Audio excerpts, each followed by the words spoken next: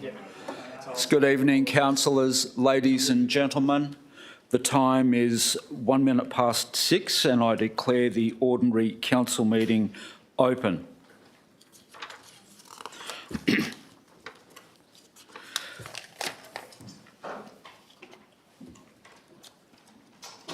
Just making sure everyone's in their chairs. Fantastic. Thank you, everybody. Good evening, councillors, staff, ladies and gentlemen. We wish to acknowledge the traditional custodians of the land we are meeting on, the Whadjuk people. We would like to pay respects to the elders of the Noongar Nation, past and present, who have walked and cared for the land, and we acknowledge and respect their continuing culture and the contributions made to the life of this city and this region, and I invite you to bow your heads in prayer. Lord, we ask for your blessing upon our city, our community and our council. Guide us in our decision-making to act fairly, without fear or favour, and with compassion, integrity and honesty. May we show true leadership, be inclusive of all, and guide the City of Wanneroo to a prosperous future that all may share. We ask this in your name. Amen. Now, councillors, this is just another note to advise that the audio proceedings of tonight's meeting will be live broadcast online, with the exception of the matters discussed behind closed doors. That broadcast will remain available via the City website following the conclusion of the meeting. Item 1, attendances as per the record. Item 2 is apologies and leave of absence. We do have a leave of absence from Mayor Roberts, previously approved until the 21st of May 2022. Are there any further apologies, Mr CEO?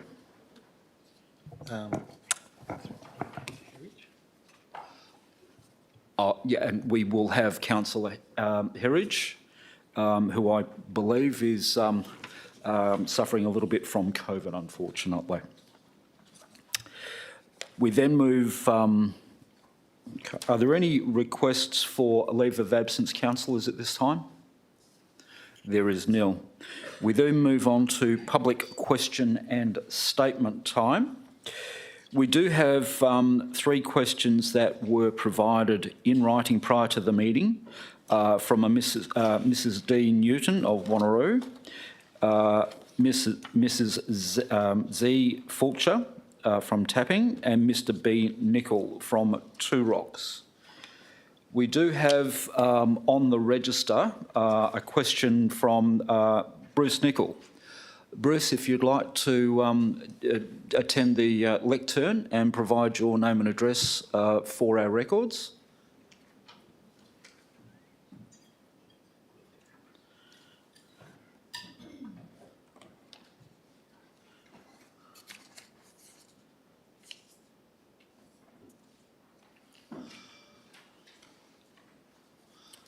Welcome.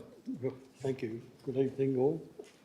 I'll get to the right page here. Just your name, full name and address for our records. Thank you, Bruce. Right, Bruce Nicol, 15 Thaden Grove, Two Rocks. Thank you very much. Question 1. As the council will no doubt be aware, on the 4th of May 2022, the JDAP approved the Woolworths DA at the foot of King Neptune in Two Rocks. One of the matters that were discussed during the JDAP meeting was whether or not the review of the ASP 70 had been formally commenced. The answer was unfortunately no. Although there has been much discussion about the review of the entire structure plan, nothing has been formally commenced. The current structure plan proposes more commercial development and high density housing, leaving Two Rocks with no foreshore area at all and the prospect of more Woolworths type developments in the area. Can the council provide an assurance to the Two Rocks community that it will be reviewing the ASP 70 and even the overlying DSP 43 to recognise the tourism aspect and stop further development of this nature in this area. Mr Nichols, you have the written answer there in front of you, do you? Yes. Fantastic. Did you require further clarification on that answer? Oh, right. I haven't even read it yet, sorry. The administration does not have frame, Yes. No, not at the moment. Thank you. Thank you. And of course, on your next question, you also have a written response there as well. No.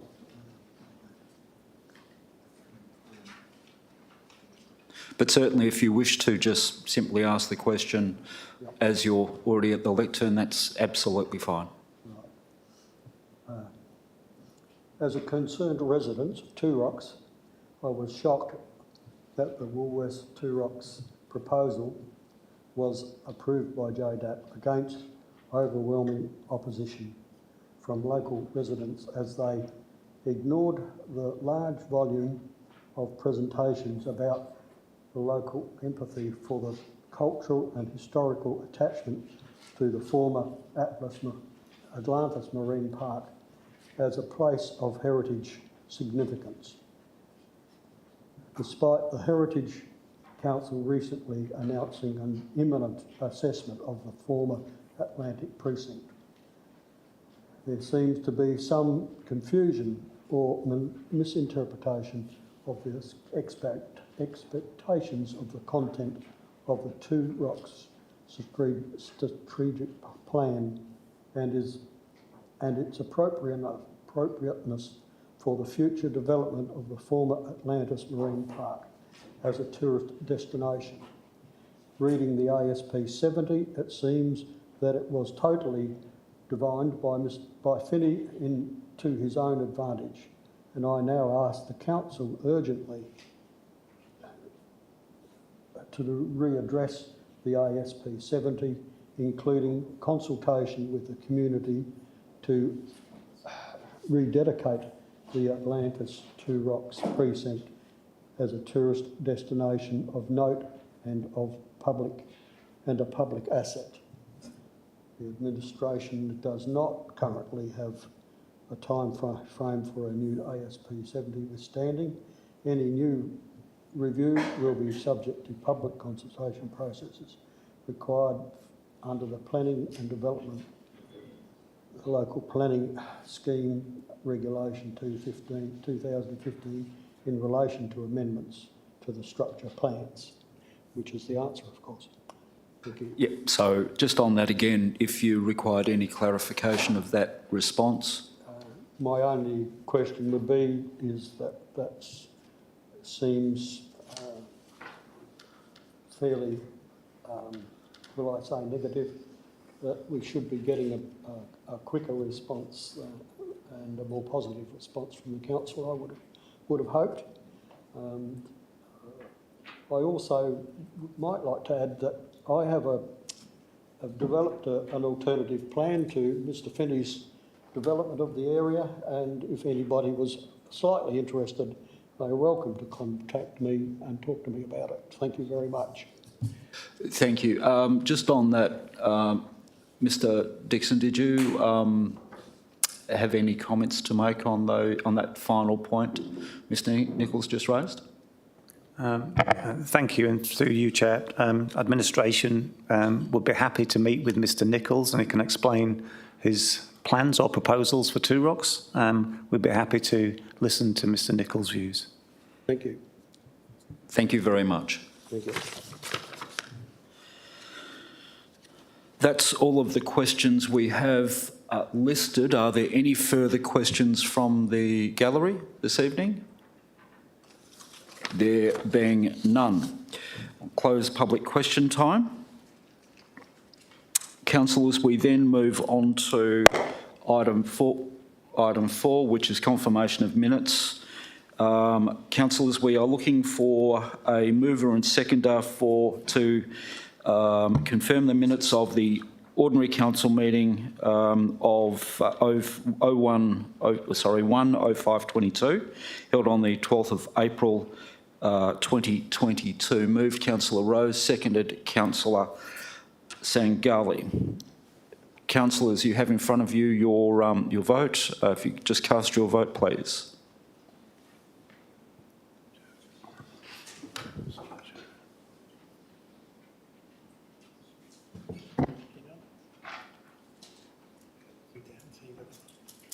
Okay, I declare that carried unanimously. Councillors, we then have the minutes of the special council meeting held on the 2nd of May 2022. Mover, Councillor Baker. Seconded, Councillor Berry. Councillors, we will then, and the confirmation of minutes vote, if you could please vote on that now. Declare that carried unanimously. Thank you, councillors. Move on to item 5, announcements by the Mayor without discussion. There is nil. Item 6 is questions from elected members. Are there any questions? Councillor Miles. Yeah, thank you. Just a clarification either from yourself, Deputy Mayor, or the CEO. We've now had 2 commitments for our Alkimos swimming facility. And I just wanted to clarify, because I received a brochure today from one of the candidates, it was actually the Labor one, and it states that they're gifting $30 million, which an email that came out from administration a couple of weeks ago only stated $25 million. Have you got an update to that? Is it 25 or is it 30? I can respond to that. And just before we do move anything further on this, councillors, that's just for the record. I think that's fair. But any other comments about the election itself or any of the candidates, I'll likely rule out of order. But this would be relevant to council business. The announcement that was attended by... Can I just declare a conflict of interest and leave the room while this is discussed, please? Yep, certainly. Councillor Aitken. Thank you. Yours is 45. 45 and change.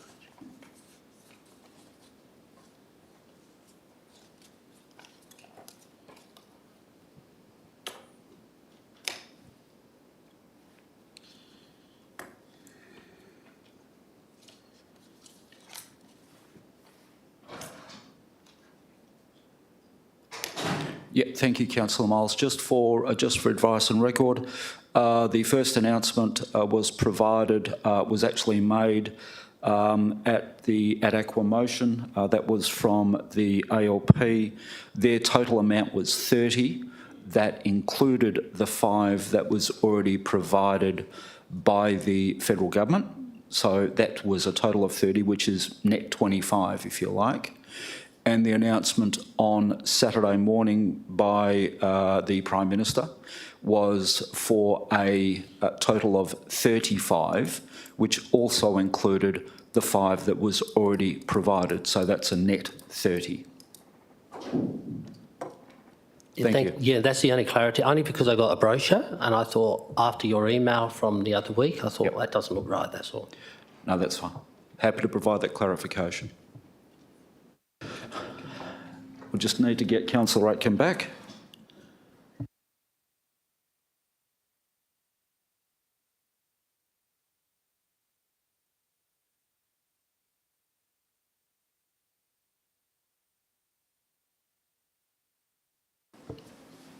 So assuming there's no more questions from councillors. Thank you, councillors. We move on to item 7, which is petitions. I have a petition that Councillor Miles, you will have a petition to present.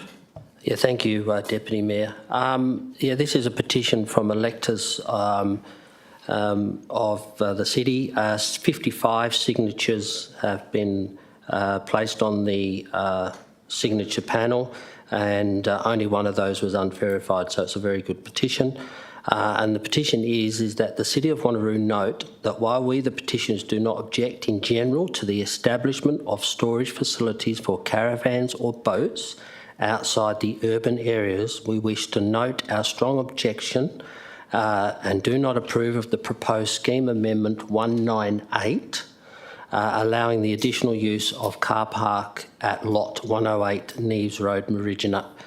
And there are 4 reasons, namely that this particular lot is too confined. It's not a very wide lot, and they feel that it would actually be encroaching their amenity of the neighbours. Thank you. Thank you, Councillor Miles. A mover and seconder to accept the petitions. Move Councillor Savitten, seconded Councillor Aitken. Councillors, if you could cast your votes, please.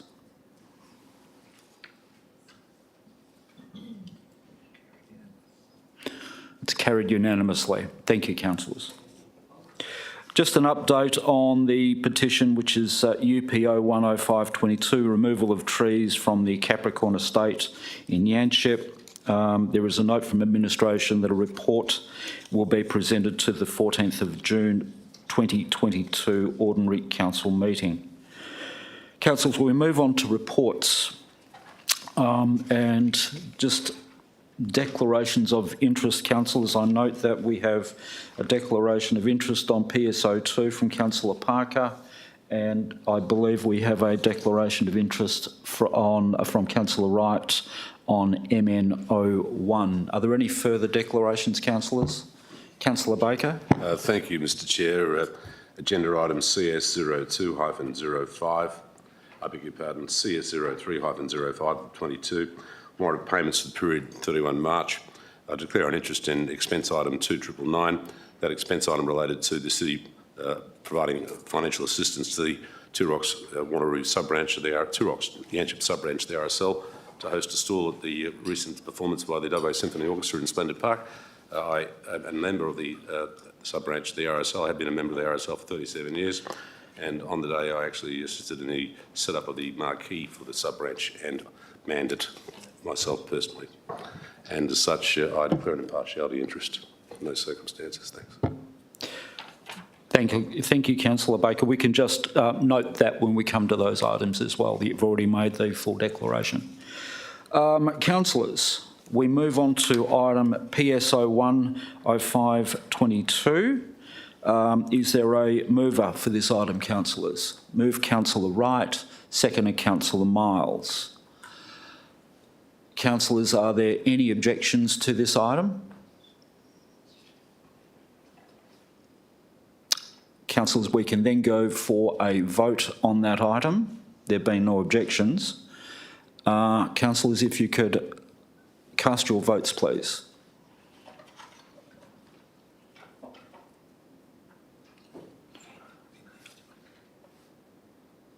Yep, I declare that carried unanimously. Thank you, councillors. We move on to item PSO20522, which is the consideration of the draft coastal management plan.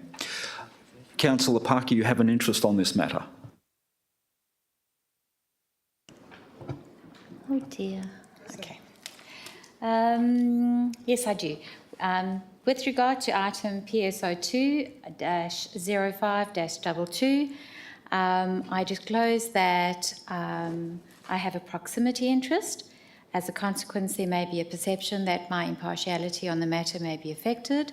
I declare that I will consider this matter on its merits and vote accordingly. Thank you. Thank you, Councillor Parker. Councillors, we need a mover and seconder for this item. Moved Councillor Miles, seconded Councillor Sangali. Councillor Miles, did you wish to speak to this item? Just briefly, thank you, Deputy Mayor. The report is very good. I know administration and council have been working on this for some time. It was good and pleased to see some of the expansion of some of the animal areas that are required, and also that administration are now looking for a future part of our coastline to be used for large animals. And I'm looking forward to seeing that come to fruition. Thank you, Deputy Mayor. Thank you, Councillor Miles. Councillor Sangali. I don't have much further to say other than to thank administration for their consultation with the community and making sure that this was a community-led plan. And I'm happy to support this. Thank you. Thank you, Councillor Sangali. Are there any speakers for the item, councillors? Councillor Aitken.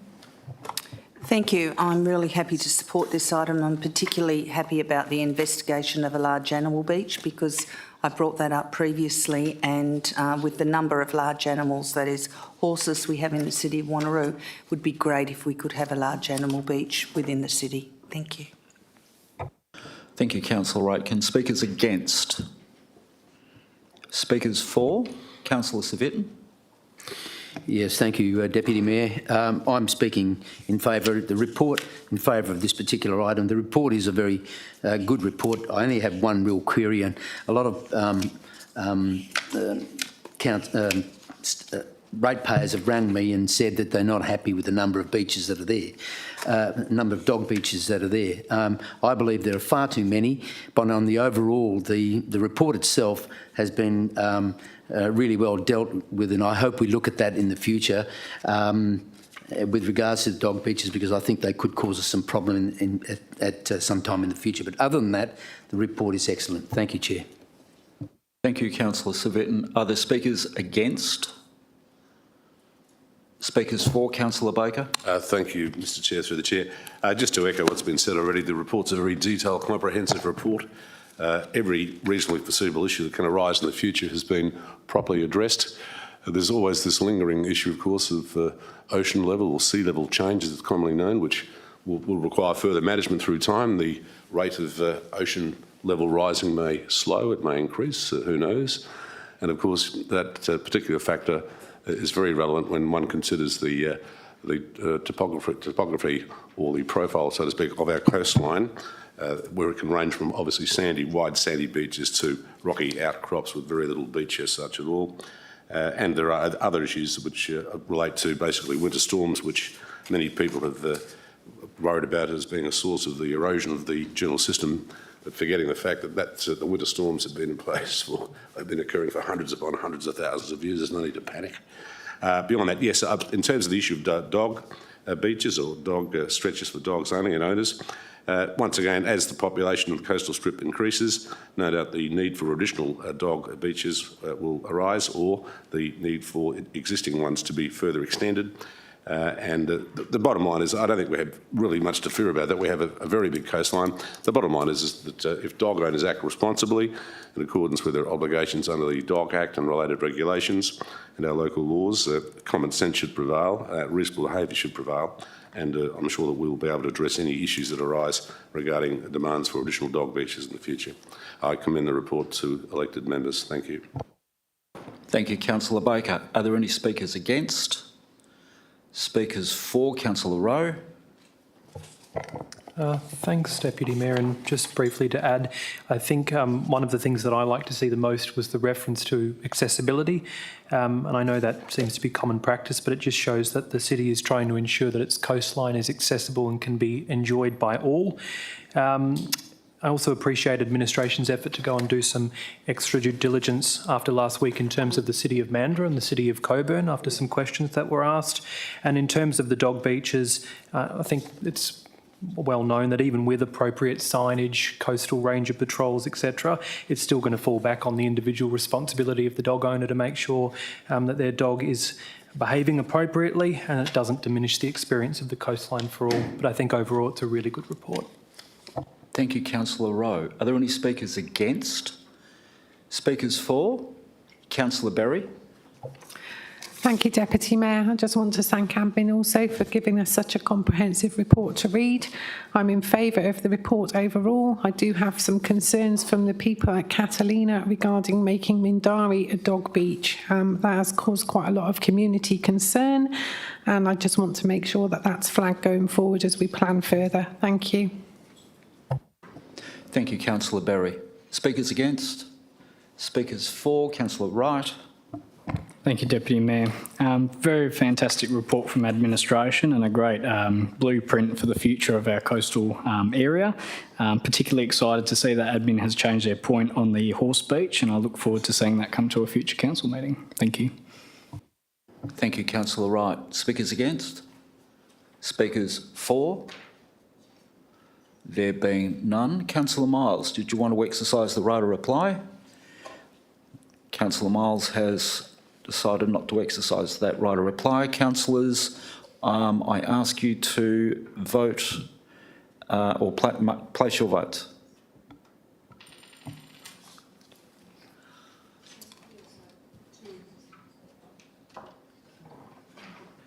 Deputy Mayor, Yes?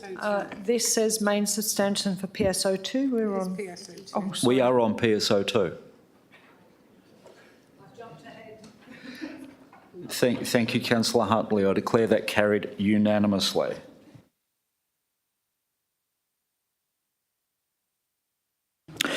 Councillors, we move on to PSO3, Approval Services, which is the consideration of the proposed central precinct local structure plan for Scotland Drive in Eglinton. Yep, mover and seconder for this item, councillors.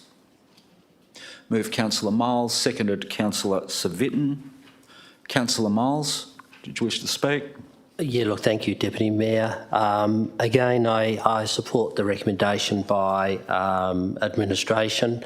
As was discussed at the briefing session last week, I think the district structure plan for this area, or the structure plan for this area, was somewhat in a different formation. This particular area was supposed to be commercial. The landowners applied and had that change from commercial to urban. I didn't have a problem with that, and therefore, for me, you need to be able to have that proper access from this new side of from the eastern side of the railway at that point, because this is on the eastern side of the railway line in that area. So for administration to recommend that the footbridge be installed so people can obviously access the rest of the community and the rest of the services either by bike, by skateboard or just by walking, I think it's something that needs to be put in place. I did hear and understand the concern of the developer suggesting that the cost of that particular footbridge, but unfortunately I think access over the longer period is going to be far more important than some short-term cost that may be put on them by putting the bridge in place. Thank you, Deputy Mayor. Thank you, Councillor Miles. Councillor Civic. Yes, thank you, Deputy Mayor. Look, I'm speaking in support of this. All the points covered by Councillor Miles are prudent. The only point that I have to make really, and I asked the question last week about how many flyovers or pedestrian walkways across that particular freeway, whatever, were paid by the state government. In this case here, and two weren't. And in this case here, I guess administration is asking that the developer pay for that. I believe it's very excessive in my view. I would like to see that also being attributed by the state government. But overall, I think the structure plan is good. As a commercial site, it may have had a slightly differing attraction, but as a residential site, I think it will certainly deliver to the community in that particular area. So I certainly support the item, Chair. Thank you. Thank you, Councillor Civic. Councillor speakers for this item. Councillor Parker. Thank you, Deputy Mayor. I strongly agree with and support Council's recommendation. Creating connectivity is strongly supported and encouraged in the City of Wanneroo, and the proposal by the developers to remove what I certainly see as being a vital connection, being the bridge, should not be supported, and assurance given that it will go ahead. Thank you, Deputy Mayor. Thank you, Councillor Parker. Speakers against? Speakers for? Councillor Rowe. Thanks, Deputy Mayor. Just a brief comment. Last week, the developer was saying about the potential increase in cost for the lots, and I completely understand their position, but there also would be a reputational risk and a cost to the reputation if accessibility isn't there for that community as well. And I think weighing up both of those considerations, administration's position is right on the money. Thank Thank you, Councillor Rowe. Speakers against? Speakers for? There being no further speakers, Councillor Miles, would you like to exercise your right of reply? Councillors, we'll put the vote on this. If you could cast your votes, please. Declare that carried unanimously. Thank you, councillors. We move on to item PSO4, which is consideration of following advertising for amendment number 194. Councillors, we're looking for a mover and seconder on this item, councillors. Move Councillor Baker, seconded Councillor Sangali. Councillor Baker. Thanks, Mr Chair. I'll be very brief. In a nutshell, the recommendation is supported by me for obvious reasons. It has considerable merit. There are two different categories of reasons. The first is reasons relating to planning matters, planning interest considerations, and the second relates perhaps to commercial and needs, so to speak, of the local community. The proposed amendment will not be detrimental to the amenity of the locale in which this block of land is situated. It will not result in additional or excessive noise. It will be a passive additional use of the land. Any visual amenity issues arising can be addressed by built form or natural form screening, using vegetation, of course. And the use of the property, the additional use, I should say, will not have any serious vehicle traffic impacts upon the land or local roads. Now, in terms of the non-planning issues, of course, there's clearly a need for this additional use, particularly in Perth's far northern suburbs. I know the report refers to the need in the Perth metropolitan area generally, but obviously I would have thought that our focus primarily is within the City of Wanneroo, and perhaps the need is even greater in the new coastal strip subdivisions up the coast, of course, from Mindarie all the way up to Two Rocks, particularly those new ones where a lot of the blocks, of course, that are being sold are very small indeed. Every house that is built will have a two-car garage, but I don't know if anyone's ever walked around, for example, Jindawi or parts of Elkamos on the, if you like, the western side of Marmion Avenue, but you just wonder how the hell it's possible to fit two Hyundai Getzers in side by side with one of these garages, and golf clubs and a surf ski and a wheelbarrow. Obviously, these smaller blocks are very attractive, particularly for people who lead block and leave lifestyles, such as FIFO miners, of course. They're very attractive for first-time owners as well, of course, comparatively speaking. They're cheaper to buy by way of a house and land package or an existing home of, say, 450 to 500 square metres. There's clearly a need for additional storage facilities for owners of these sorts of blocks or house and land blocks. And of course, that need does not arise within the coastal strip suburbs at all. And the other aspect of the matter, of course, which is very important, is, of course, in terms of the east-west access to this proposed additional use site, it's very good, so to speak, for the coastal strip residents, particularly those living in the far northern coastal strip of the area. In short, it's a common sense approach, a common sense way of dealing with real live issues. It's also a further way of course, assisting the owner to derive an additional income from the property. It stands to reason that any DA, when assessed, would have to determine the maximum number of bays, storage bays within the site, and also take into account the need for internal storage lanes or easements, informal easements, to enable vehicles and vehicles that can be parked in this car park to enter and leave the car park. It will not have an impact upon the water table for reasons that are mentioned in the report. Many of these caravans, as I understand it, do not need to be attached to scheme water at any stage. Some may require 240-volt power, depending on where they're positioned within the block of land, because of the number of tuer trees, of course, which are protected, casting shade on solar panels which may not generate enough ampage to recharge batteries. That's a matter for the owner to consider, of course, in due course, and obviously the scheme power to this block of land. So this is a good news story. We need more blocks or the use of more blocks to be expanded like this. Where it's positioned within this particular zone is common sense. It'll help the owners derive an income. It'll provide a very, very important need and service to local residents, particularly those living in the coastal strip on small blocks. Thank you. Thank you, Councillor Baker. Councillor Sangali. I don't think there's anything further to add. Thank you. I was just wondering, actually, I did ask the CEO whether or not we should have timed this. I think we were getting awfully close. Speakers for this item, councillors. Councillor Civic. Thank you, Deputy Mayor. With some caution. Look, I hear what Councillor Baker has said, and certainly a demand for this sort of use. It is an additional use. What I'm critical about, but I'll speak in the affirmative though, what I'm critical about is that as a result of one particular property which Council supported, it now has opened up a minefield. And what I don't like about these particular things is that they're all, what is the word I'm looking for? They're operating their businesses without approval. And they are coming to Council after they've been picked up by our compliance team. And our compliance team seems to be under a lot of pressure always. We now have 8 or 9 people in that department, where we had 1 when I first came to Council. I am in favour of this particular use because it is now an approved use, but retrospective was the word I was after, Chair.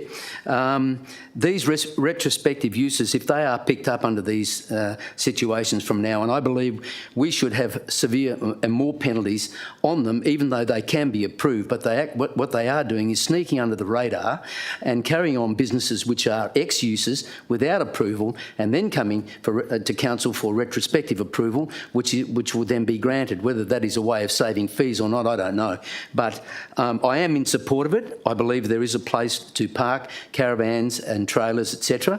Whether it's in a rural area, it would have been better within a light industrial or industrial areas, but that is no longer the case. I do endorse this, and I hope that we're more cautious when we make these decisions in the future, and we resurrect our new town planning scheme 3 and make it much more severe, where people actually have to adhere by the law and come to Council first before they make these uses relevant. Thank you. Thank you, Councillor Civic, and very robust discussion arguing for the case. Councillors, any against? Councillors speaking for? Councillor Nguyen? Look, I wasn't intended to speak, but given what was said earlier, I thought I'd respond to some of those comments. I do support this item and the recommendation and the additional use as a car park. It's important that we encourage applicants to come forward if, for whatever reason, they have used a business that's not permitted under the planning law. And if we do impose a harsher sentence, that would not encourage people to come forward. And that's the concern I have if that was to, I think, be considered in the future. We want everyone to do the right thing, and we have an applicant that is doing the right thing, that's come forward, made an application, and then allow Council to then consider and approve. And that's the risk that they take. If we don't approve it, then obviously the risk is they would lose their business and their entire income. Now, time has changed.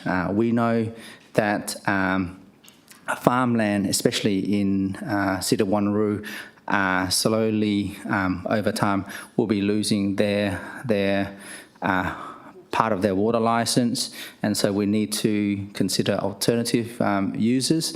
And this is one option. There aren't many options where you've got large farmlands and you can't grow crops. So I think this is one viable business. I don't know if there are any other viable business that someone who owns farmland somewhere quite far, not many amenities close by, to be able to use the land in a business viable manner. So I certainly will encourage different alternative use as long as they are consistent with the relevant planning law, and I do support this item. Thank you, Councillor Nguyen, and thank God we're not part of the judiciary and we don't get to hand down harsh sentences. I just thought I'd point that one out. Speakers against this item, councillors? Speakers for? Councillor Baker, right to reply? Yes. Yes, please. Thank you, sir. Just in terms of the suggestion that this recommendation, once endorsed and the amendment once adopted, will result in a minefield. I don't believe that is the case. It's very easy to police uses of this kind within the rural zone areas by using near maps, even RP data. If you've got a mate who's a real estate agent, near maps, satellite, it's very easy to do, dead set easy. You don't have to drive around the streets.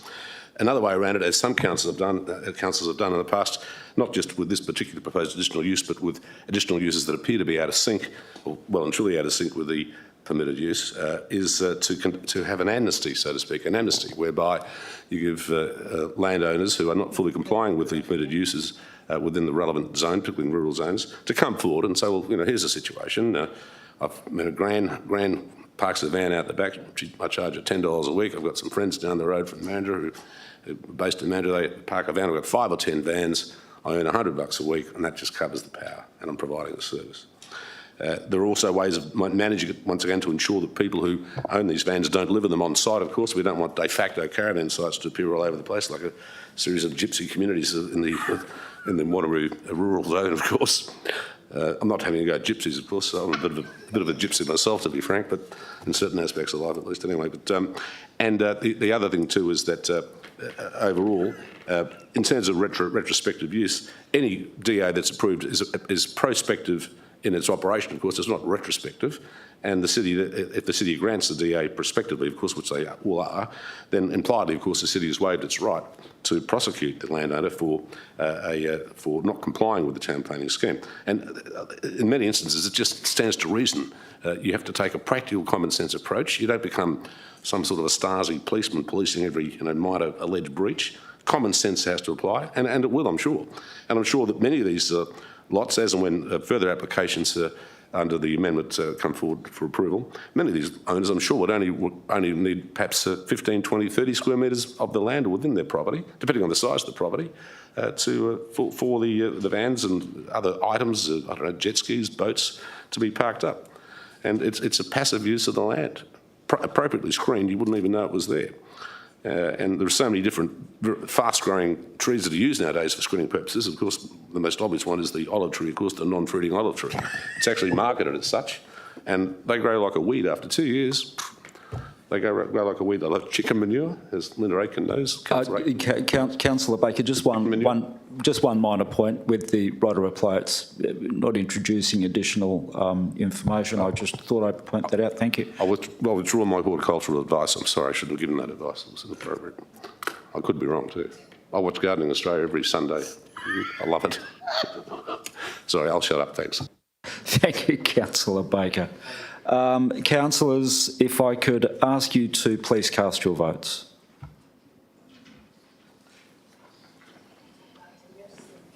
I declare that carried unanimously. Thank you, councillors.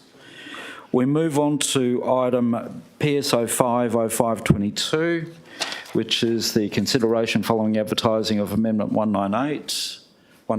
Councillor Miles. Moving? Fantastic. Councillor Aitken seconding. Thank you. Councillor Miles. Yeah, thank you, Deputy Mayor. This is the one where we had the petition that I tabled earlier from the residents. This is the neighbour of this particular one, which is Amendment 198. As I was going to say, the amendments themselves are only to amend the ground or the land to be able to have car park and other parking uses. Both of these, the previous one, PSO 40522, that one and this one will still need to go through a development application process. So they'll still need to go through the appropriate other processes to actually get approval to operate on their land. This is just one step in that process.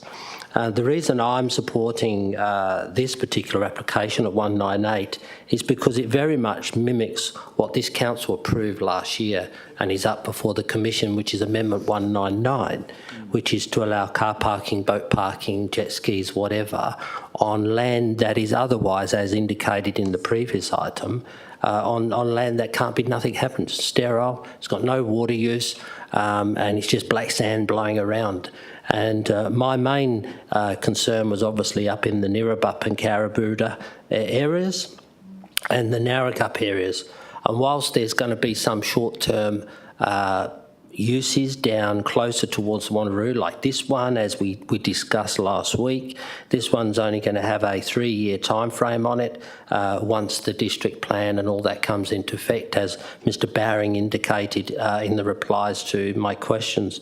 So I am in support of it being the amendment. And the reason for that also, secondly, is even if we did not approve this particular use or approve for this to be a use on this particular lot, when our own city's Amendment 199 comes into effect, this person would just be able to lodge a DA under that and go through the process under that. So we're not actually, making any major changes there. I do understand the neighbouring residences next door, understand totally. The lots where this one is, there is clearly some additional issues that we'll have to work through, especially when the DA is lodged, but I'm sure administration will view all that in time when that all happens. So, Deputy Mayor, happy to support the Amendment 198 for this particular use because it is in line with the city's own amendment, which is Amendment 199. Thank you. Thank you, Councillor Miles. Councillor Aitken. Thank you, Deputy Mayor. I'm quite happy to support this. I heard what Councillor Baker said previously, and maybe we can look at once Amendment 199 has come through an amnesty so that all of the areas that are rendered sterile through lack of water have the opportunity to do that, tidy it up, because if we have a record of everywhere that are storing caravans and jet skis and all of that, there's a consistency of regulations and how these businesses are conducted, whereas how it's going at the moment, everyone's doing it spasmodically, and so it can come under guidelines and be regulated appropriately for the safety of everybody and for all of the businesses. So just keep that in mind and ask that my fellow councillors support this. Thank you. Thank you, Councillor Aitken. Speakers for the item? Question, sir? Councillor Baker. A question, please. Mr Chair. Councillor Baker, Thank yes. you. My question is directed to Mr Dixon, if I can please, Mark. On page 329 of the agenda, there's a table that appears 1/3 of the way down the page. It attaches a time limitation to the proposed condition, and it states condition to expire within 3 years of the date of the subject land being gazetted urban under the Metro Region scheme. Just wondering, Mark, being realistic, how far away is that gazetting? Is it, we're talking 10 years, 15 years, 20 years? I know you'd have to make an educated guesstimate, so to speak, but I'm just curious. 3 years, what are we looking at, do you think, sir? Mr Dixon. If you can't answer the question, I appreciate that. Thank you. And through you, Deputy Mayor, I can't give a definitive timeline for that. I would, however, imagine that given the progression that's been undertaken with this area, that it could be within the next 2 to 3 years, but I wouldn't want to give a definitive timeframe to Council. Thanks. Just one further question. I won't labour on this point. I'll be very brief. I'll try and keep true form. In a nutshell, in the report as well, Mr Dixon, page 328, the third last paragraph from the bottom makes reference to trucks being permitted to be parked there, but they must be trucks that are not used for a commercial purpose. Now, I don't know of any truck that is not used for a commercial purpose. Well, I won't tell the story, but yes, I just can't envisage a truck that would not be used for a commercial purpose. No one would go to Woolies and do their shopping with a, I don't know, with a Mack truck, a semi-trailer rig, a 4-tonne truck, tip truck, cement truck. They're not really families to the vehicles. You don't see many parked in driveways and houses around the suburbs in the city of Wanneroo. Could you think of an example, please, Mark, of a truck that is not used for a commercial purpose, please? I think, Mr Dixon, we finally got to the question. Are you able to respond, please? Look, I think that there may be some instances where a truck is not used for a commercial purpose. It may be a personal use, and I couldn't give you a definitive answer to that, but there may be instances, and I think it leaves it appropriate to include that it shouldn't be used for business or commercial purposes, but there may be instances where it isn't being actually used for that. Councillor Baker. That's just a supplementary, Mr Dixon. Would one such purpose be deemed not to be a commercial purpose if the truck is being used by a charity which is recognised or registered under the Charitable Collections Act and which charity appears in the National Register of Charities. Would that therefore take it out of the use of being commercial use? It would be charitable use, which is normally not commercial as such.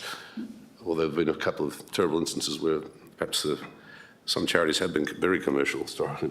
Would you agree that that perhaps could apply here, sir, please? I couldn't give a definitive answer to that, Chair. I'll have to take that question on notice. Thank you, Mr Dixon. Speakers, I think we're still at speakers 4. Councillor Civic. A question, Deputy Mayor.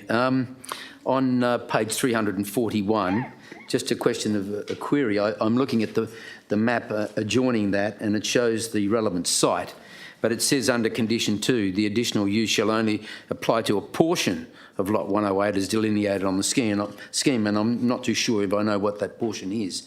And if Mr Dixon maybe could clarify that for me, please. Mr Dixon.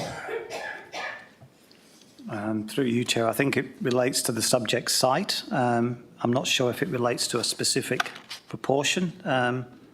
It's clearly delineated in the amendment that it as shown on pages 342 and 343. In that case, it appears to be the whole site, Chair.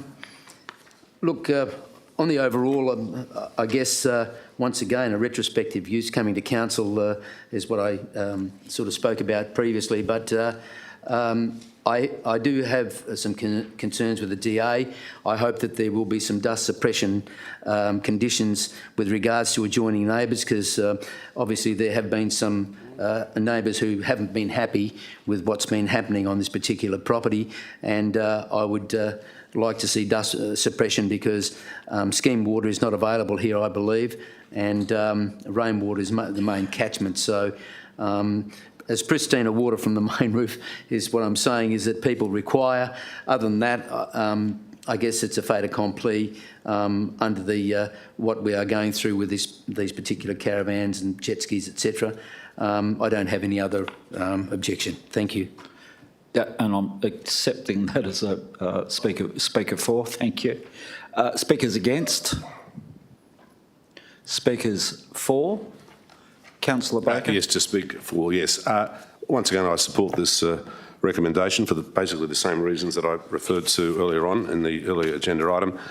Page 330 of the agenda, paragraph number 1, dealing with the site itself, is very telling. It says that the subject site is primarily zoned urban deferred, and what we're looking at is a deferred urban zone, of course, that will no doubt in due course within a couple of years, I think Mr Dixon said, which may well be gazetted urban under the Metropolitan Region Scheme within the next 3 to 4 years or so. So this is no doubt a short-term, well, comparatively speaking, a short-term use. And if you're worried about uses that affect traffic and noise and what have you, of course, I can't think of a zone that's more busy, so to speak, or than an urban zone or residential zone, so to speak. But it's deferred anyway. So this is really a short-term stopgap usage, whereas the previous agenda item, if I recall, did not have a time limitation attached to it, a grandfather clause, so to speak. So once again, for the sake of consistency, I think if you back the previous agenda item and resolution using the same logic, you would support this. So I'd urge elected members to support this recommendation, please. Thank you. Thank you, Councillor Baker. Speakers against? Councillor Huntley. Oh, right. Speakers against? Speakers for? Councillor Huntley. Thank you. I would just like to say that one of the things that it's probably more of a statement than anything else, again, like the dust suppression, we do need to make sure that if people are going to put these caravan parks in, that there is sufficient trees and sufficient camouflage on these areas so that it doesn't annoy the neighbours next door. It is a bit of a nightmare to be looking over an absolute total caravan park, especially if you've got a 2-storey house. So I do think, again, with the DA, we need to look at the privacy of these surrounds and make sure that these caravans aren't parked in fire breaks either. Thank you. Just for clarification, we weren't talking about caravan parks, it's just parking caravans. Yeah, I just, for those listening in at home, I just wanted to make sure that we have that. Are there speakers against? Speakers for? Councillor Miles, right a reply? I will just add a couple of items, but to what was suggested by councillors. I understand administration does have a fairly effective policy on what is deemed to be commercial, what is not deemed to be commercial. The registration of the vehicle pretty much gives you 100% of the idea of what that is. You may also have what would deem to be looking like a bus, but if it doesn't have seats and it's going to be turned into a camper, then obviously it would be privately registered as opposed to commercially registered. And as we know, the state does charge considerable more for commercial registration of vehicles, so you're not going to commercially register a vehicle when you don't have to, especially if it's for private use. I also understand when we did discuss the Amendment 199, Deputy Mayor, last year, we did talk about whether or not people could actually store vintage trucks, maybe army trucks and the like, and I think all of that was suggested to be okay by administration. But I'm sure that once Amendment 198, 199 and 194 comes back, and I think there's another one in the wing there somewhere, I'm sure administration will have a bit of a policy for council to view, so these can be dealt with in a lot more proactive way. I do like the idea of possibly having some sort of mercy rule or something like an amnesty. I think that's a good idea. Because I think then we can, because we already know there's a lot more out there, so we would like to get that in place. And with modern caravans being what they are, some with solar panels, some needing to be hooked up to power, we do obviously need to take into consideration the possibility that battery fires and the like can happen. So that will be taken care of, and I'm sure Mr Dixon's directorate will look at that very clearly and carefully once those DAs come in. Otherwise, councillors, I ask you to support the amendment. Thank you, Councillor Miles. With that, the debate is closed. Councillors, if I could ask you to please place your votes on this item, or cast your votes.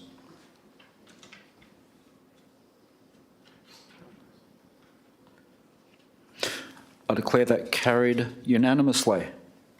Thank you, councillors. We now move on to ASO 1, which is the provision of streetscape maintenance for arterial roads. Councillors looking for a mover and seconder on this item. Councillor Miles, Councillor Civic and seconding. Councillor Miles. Now, just bearing in mind, councillors, if we do get into any of the discussions around the detail, we might need to go into confidential session. Thank you, Deputy Mayor. No, I won't be talking about the actual tender itself. I'm happy with the directorate requiring this extra provision to look after our ever-growing areas of streets. And I know also administration are looking at ways to try and obviously minimise the maintenance and try and make sure that the weed suppression and control on some of these streets can be managed in other ways. So I'm looking forward to that later on. But on this occasion, happy to accept the tender. I did ask some questions last week. Administration did contact me about other WALGA RFQs, and there are many that happen behind the scenes, but obviously they're just dealt with at a lower level. And I do thank the director of corporate, Ms Jennings, for her information on Wednesday of last week. Thank you. Thank you, Councillor Miles. Councillor Civic. Yes, thank you, Chair. I'm pleased that they've the actual contract has been split two ways. It makes it fairer. I mean, it's a big one to handle. So by splitting it in portions 1 and 3, and the second point into portion 2, I'm happy with the overall terms of the report and the recommendation. So I'll be supporting it. Thank you. Thank you, Councillor Civic. Councillors, any speakers against? Speakers for? Just a brief comment from me, councillors, and I think before we go to Councillor Miles with his right of reply, I think our community recognises and appreciates the level of maintenance that's provided to as a result of these contracts, and we've seen a reasonably good standard, and I think thanks go to the Director of Assets and his team for making sure that that's reflected, and our community certainly have given us that feedback as well. Councillor Miles, did you have any closing comments on that? No, Councillor Miles doesn't. Close the debate. If I could then please ask you to cast your votes. Declare that carried unanimously. Councillors, we then move on to CPO 1, which is the review of the outcome of Aquamotion and Kingsway tender process. Mover and seconder on this item, move Councillor Wright, seconder Councillor Nguyen. Councillor Wright? No probs. Councillor Nguyen? Look, it is unfortunate that we can't find a tender that represents acceptable value for money for the city to run the services for Wanneroo Aquamotion and Kingsway Indoor Stadium, certainly to keep the existing arrangement that the city runs, and the city is doing quite well to do that, but hopefully we can find someone better value to also save the city if possible, but I think it's good that the city is also managing it at the moment, so certainly we'll support declining all the tenders that we've received. Thank you, Councillor Nguyen. Councillors, speakers for? Councillor Huntley. Thank you, Deputy Mayor. I'd like to actually say a big well done to the Aquamotion staff. They've done an absolute brilliant job, especially through COVID, and they have looked after the facilities and they've made sure that our community is very happy there. So I say to them, well done and keep going. Thank you, Councillor Huntley. Councillor Baker. Thanks, Mr Chair.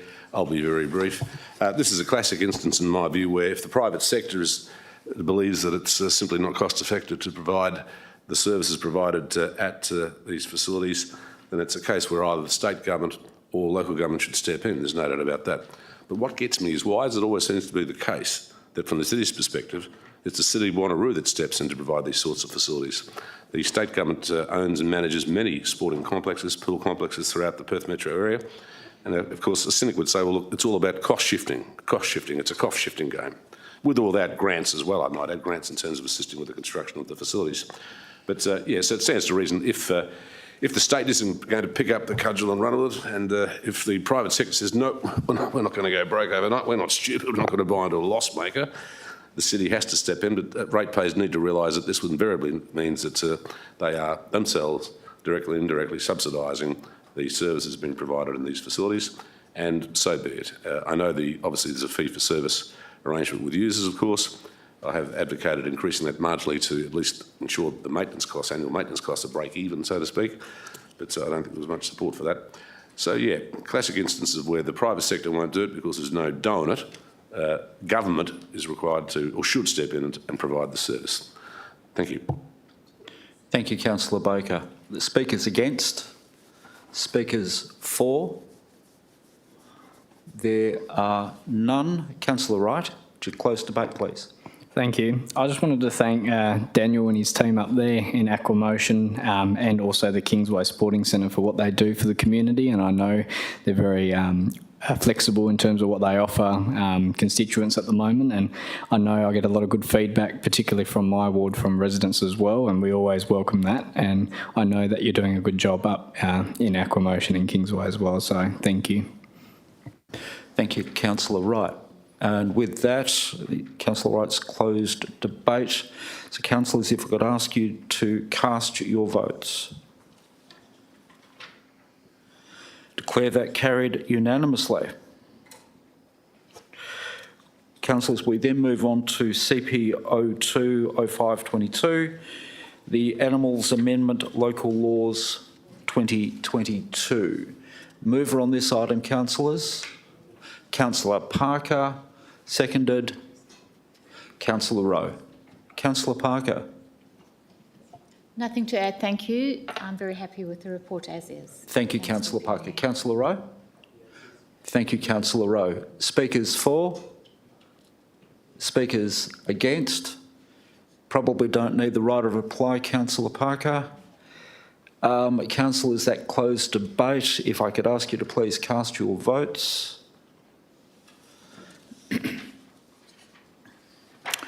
Declare that carried unanimously. Councillors, we then move on to CSO 10522, which is the financial activity statement for the period ending 31 March 2022. Mover for this item, councillors. Councillor Rowe moving. Councillor Zavitten seconding. Are there any objections to this item, councillors? There being none, councillors, I'll ask you to please then cast your votes on this item. Declare that carried unanimously. Thank you, councillors. We then move on to item CS 020522 from Transactional Finance, proposal for levying differential rates 2022-23. Looking for a mover and seconder on this, councillors. Move Councillor Rowe. Seconding.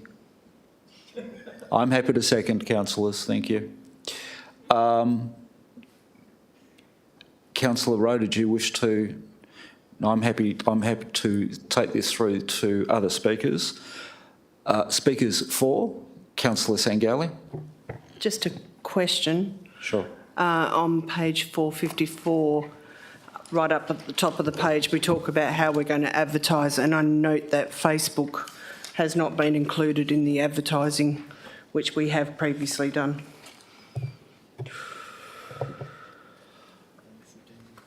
Mrs. Jennings, you able to provide a response on that? Yes, thank you, Deputy Chair. We did go through a variety of different ways that we wanted to advertise and came up with this one. So this matches the Local Government Act as to what we have to do. But, you know, if there's other things, we can also add things.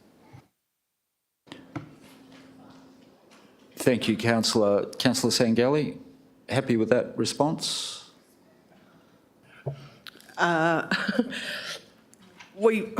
It's just that we have previously advertised on Facebook, and I think there is an expectation now that it will be advertised. I would be surprised if it wasn't the case, and certainly in the discussions I've had with the manager of marketing and comms, that's very much the intention, from what I understand. Okay. Speaking for? Question, sir, please. Councillor Baker.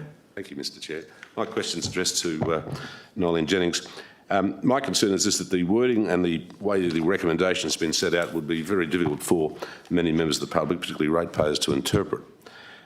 What they basically ask the question is this: if this recommendation is adopted, will my rates increase in the forthcoming financial year, and if so, to what extent, expressed in percentage terms?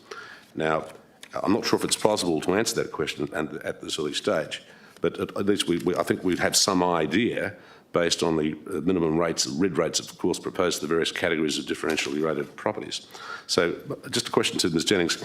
In the event that these two recommendations are adopted, will this result in a rates increase for ratepayers? And what is the nature and the extent of that rates increase, please? If you're able to make that assessment at this stage, please. Thank you.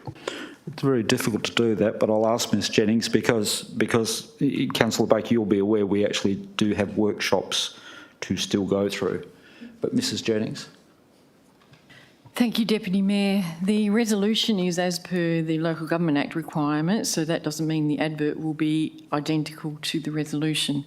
So the way that the advert will be put together, which we've already talked to the communications section about, is to be able to explain what this equates to. However, this isn't the final decision. So at the top of the advert will say this equates to approximately 4% increase, and then explain all the differential rating, because this ad is actually about the differential rating lines. That's what it's about.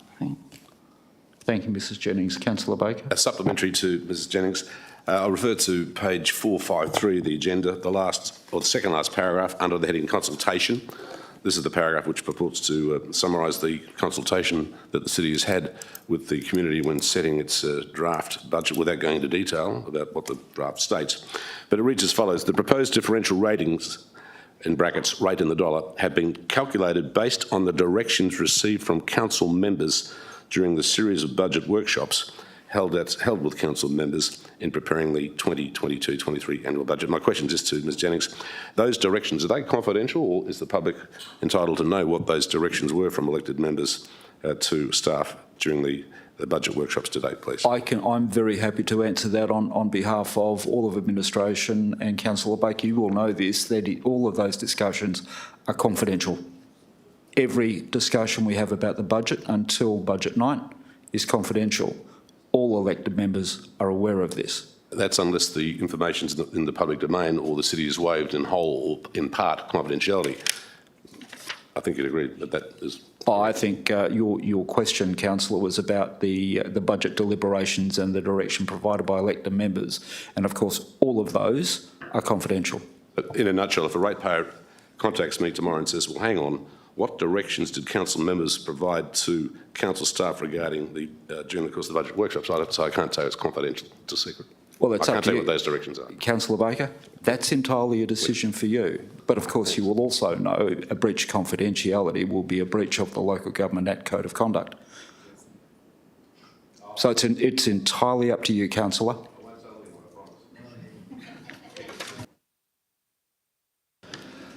The speakers for, speakers against. Councillor Rose, is there any need to close debate? No, I don't think so. Don't think so. No. Thank you, councillors. Councillor Rose now closed debate on this item. Councillors, if I could ask you to please cast your votes.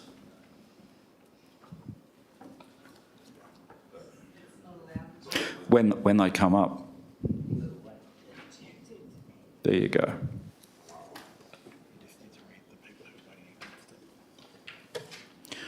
Right, okay, so we have, that's 9 for, 4 against.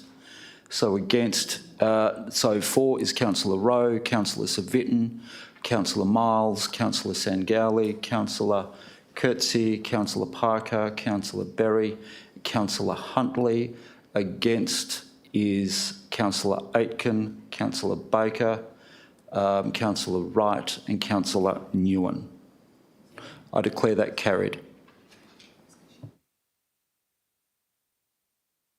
Councillors, we move on to item CSO 30522, and just noting Councillor Baker has previously provided his declaration of interest on this item. Mr Chair, do I need to repeat that formal declaration using the formal words and phraseology used in the idiot card, the cheat sheet?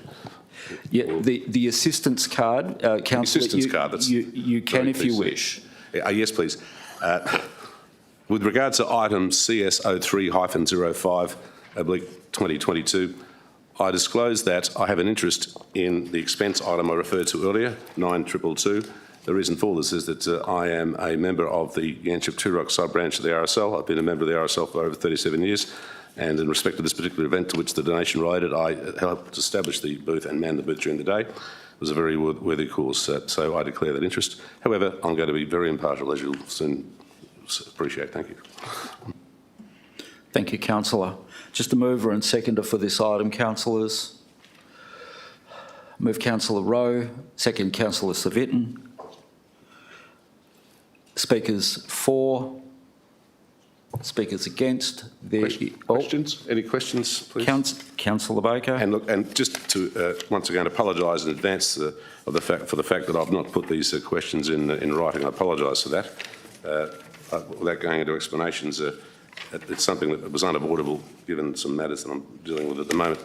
But again, if I could just reiterate, councillors, it is custom and practice and requested on numerous occasions that these are put in writing to administration so they have fair opportunity and in a respectful way to respond accurately as they can, rather than trying to get that information on the night. Yes, that's correct. Now, I do recall, Mr Chair, your comments at the briefing session that also that sort of stress is recognised by the city as psychological stress and can impact upon the welfare of staff, and also, of course, we're under duty of care to protect our staff's best interests. But we indeed do, councillor. Yes, psychological stress. Yes, I refer to page 458 of the agenda.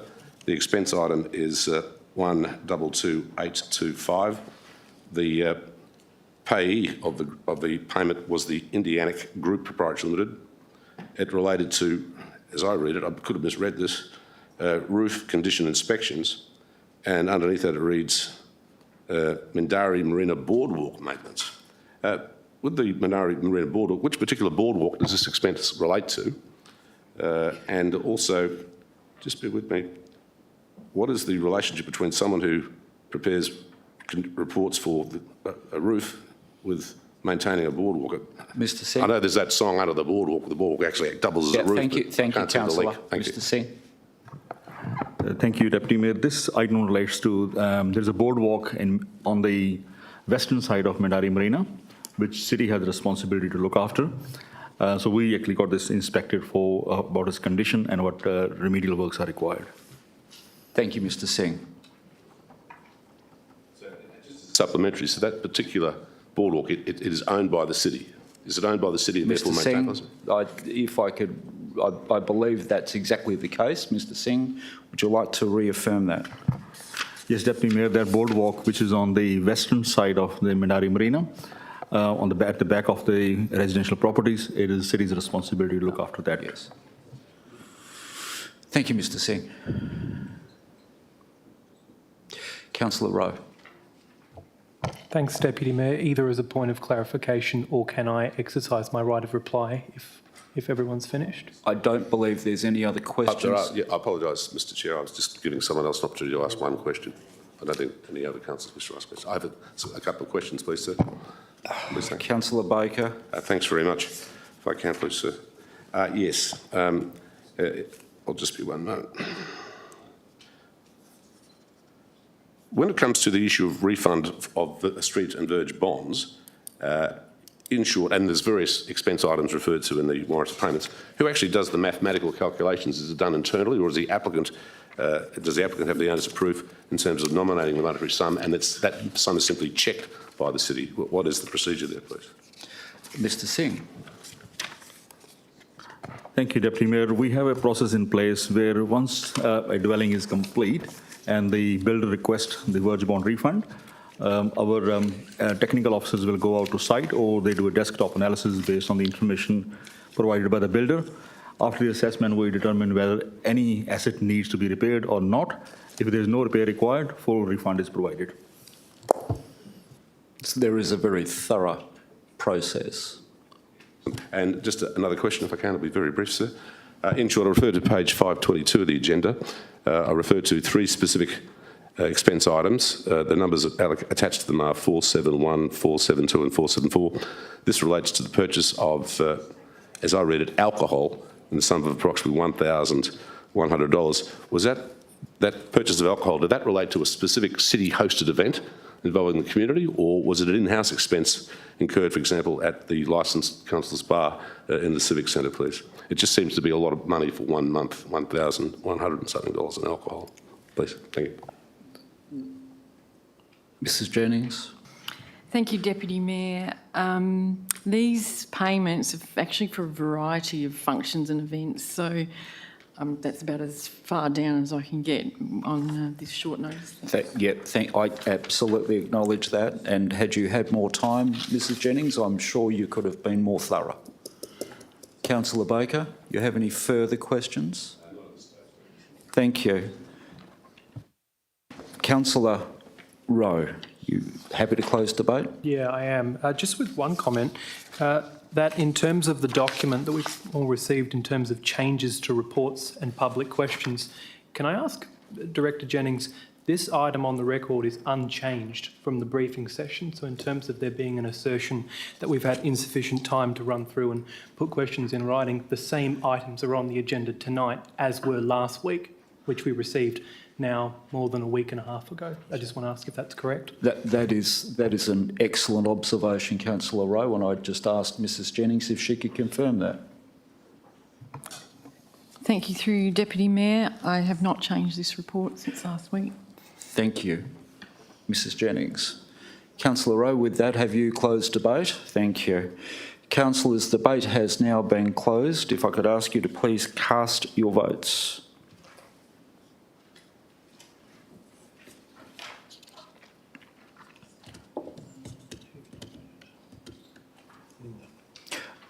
Councillor Aitken? Yep. Thank you very much, Councillor Aitken.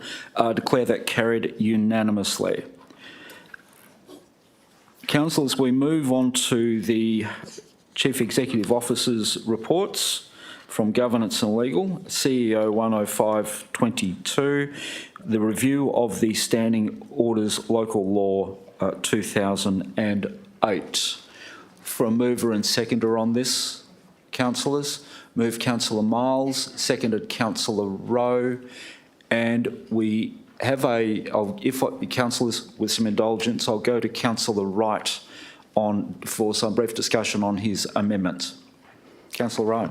Thank you, Deputy Mayor. I'm wishing to withdraw this amendment. However, I would like this to be discussed at either the next council forum or a council forum, in particular with this amendment, and to bring it back. Thank you. Thank you, Councillor Wright. That's a very wise move. Thank you, and I'm sure it's appreciated. Councillor Miles, are you happy to discuss this item? Thank you, Deputy Mayor. Look, the item is pretty straightforward. It's an item that the council and the administration have been working on for a little while. Whilst I did read the amendment that was proposed for tonight and do somewhat support some of the ideas within that, I can understand that it may hold our whole process up, especially when it's been going on for so long. And I think from administration's advice, we are actually running out of time to actually get this in and gazetted. But happy to support it, and then we'll review some of those changes that Councillor Wright would like us to do in the next month or two. Thank you. Thank you, Councillor Miles. Councillor Rowe. Thank you. Councillors, speakers for? Speakers against? Councillor Miles, you probably don't need the right of reply on that. The debate has closed. Councillors, if I could please ask you to cast your votes.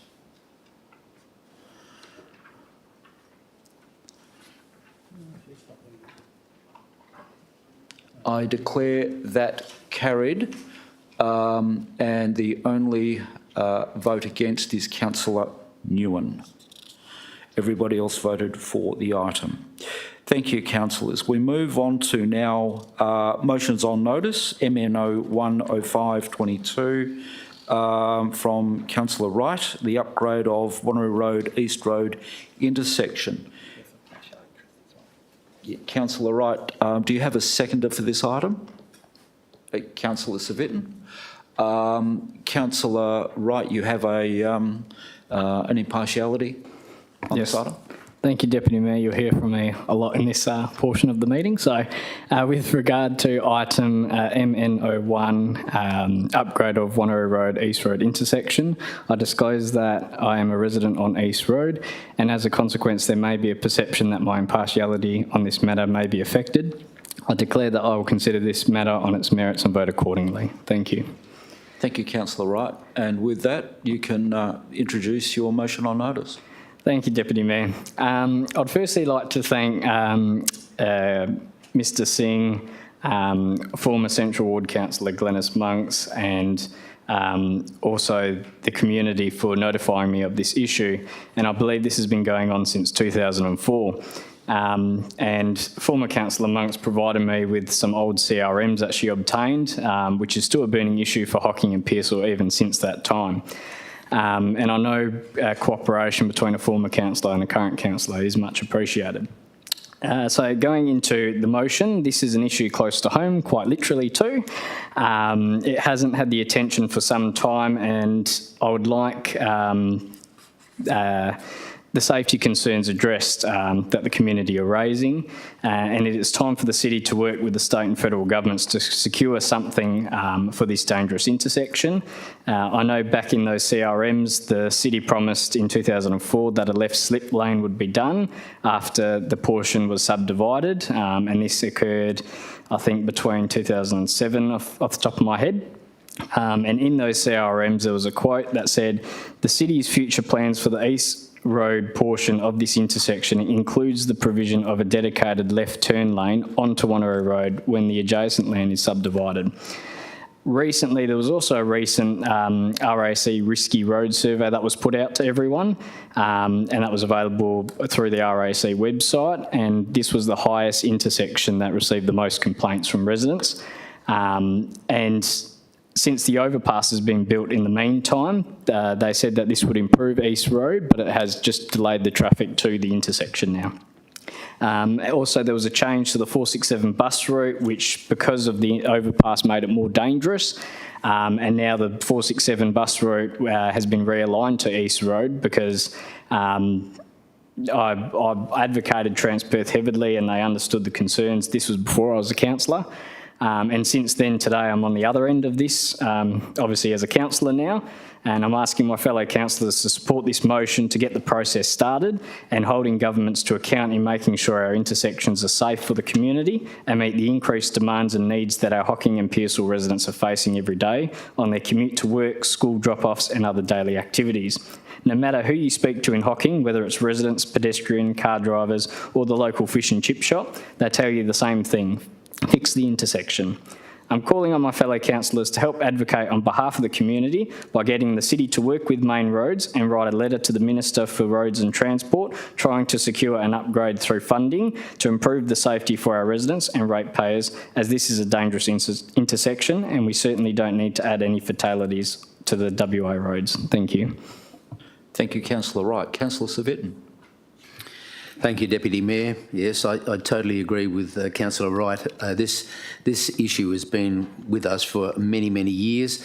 Now that the interchange on Ocean Reef Road is now complete, there is now a U-turn at just south of this particular intersection. This intersection has always been a problem because of the way that Wanneroo Road sort of approaches the bend there at East Road. But certainly a left-out lane on Wanneroo Road is absolutely required. It is now a very dense suburb, Hocking and Pearsall, and people from Pearsall actually use it as well. It is time for us to look at this and hopefully we can get some funding through the Black Spot program from Main Roads, but I am a bit cautious though that with Main Roads and their pressing funding, etc., when will they be able to do it? So I'm certainly in favour of writing to them again. This is a very, very dangerous bend and needs adjustment as quickly as possible. So I certainly endorse this motion on notice from Councillor Wright. Thank you. Speakers for. Councillor Aitken. Thank you. This intersection is very, very dangerous. I've been repeatedly told by residents how dangerous it is. With the overpass being built, the traffic speed is a lot higher than it used to be when the lights were there. The cars don't slow down. That doesn't give the residents an ability to get out safely from that intersection. The bend on the road is dangerous and the road rises up, which makes it harder to see around the corner.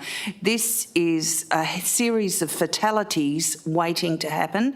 I've had residents complain repeatedly that they can't access the shops on the other side of the road easily because of this intersection. And it needs to be rectified, and it probably should have been foreseen before it was built. There needs to be traffic management to make that intersection safe as soon as possible. Thank you. I ask that my fellow councillors support this motion. Thank you. Thank you, Councillor Aitken. Speakers against? Speakers for? Councillor Sangali. Sorry, just a question. I'm just reading through the recommendation and I'm just wondering if we have not given it enough scope, I guess is the word, because I recall a very similar situation on Hester Avenue where we were worried about main roads not being able to fund any upgrades when we had a huge amount of traffic being redirected due to roadworks and things. And the PTA were actually able to offer some funding, although that work never went ahead, but I do know that they do have that funding streaming there. So I'm just wondering, with Councillor Wright's indulgement, whether or not we may change one of these recommendations to possibly include other funding opportunities, so we're just not limiting it to that.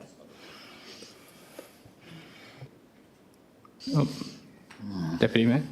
Councillor Wright. Councillor Wright. Yeah, taking that feedback on board, I think recommendation 3 to also write a letter to the PTA also to be included would be appropriate, I think, as well. Well, the Minister for Transport covers both main roads. Or any other agencies, maybe to broaden the scope, if that would work. Just to assist, he is the Minister responsible for the PTA. It could well be the Minister responsible, but of course we could also then address it to the Treasurer as well, if that's the case, because that would cover it, if that's okay. So you're happy to incorporate that? If we were to write to the Minister for Transport and the Treasurer? Yes, thank you. Thank you. And similarly, if I can, with your indulgence, Councillor Wright, would it also then be prudent to ask administration to work with Main Roads WA or other related agencies? Yes, definitely we can include that as well. Thank you. If I could, just on that point, I see your point, Mr Chair, but what about extending it further federally, so to speak? I mean, the real issue is where's the money going to come from? At the end of the day, that's going to be the issue. So I don't think we should necessarily exclude federal funding agencies either. Do I have to leave the room on that? That's entirely up to you. Can I say, Councillor Aitken, however, if it were me... Thanks, Chris. What about the disclaimer attached to that below? I'll get out, mate.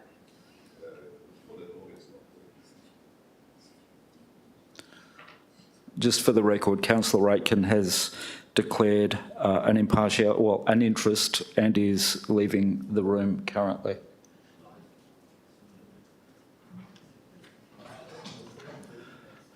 If I could ask this question, Mr Singh, if we were to incorporate federal agencies, who would be appropriate? Deputy Mayor, I think the way we have written the admin comments, that we need to develop a solution first. Yes. Then we look at which program we can tap into for the funding. There are two possibilities, either state black spot or federal black spot funding. So we will try to look at those. That's why the recommendation, the way been written or amended, can give us a wider scope rather than limiting ourselves. Yes, I think that's the right answer, I think, because there is a federal black spot and a state black spot program. So that allows the level of flexibility for administration to access as broadly as possible those funding sources. Councillor Sangali. Speakers against. Just a point of order, sir, are we talking about the amendment now? Oh, sorry, actually, if I could substantive just... motion, please. No, I think that's... Actually, before we go any further, my mistake, can we ask Councillor Aitken to come back into the room, please? No, it's been incorporated into the substantive item. Well, no, it's Councillor Wright's incorporated that into the substantive item.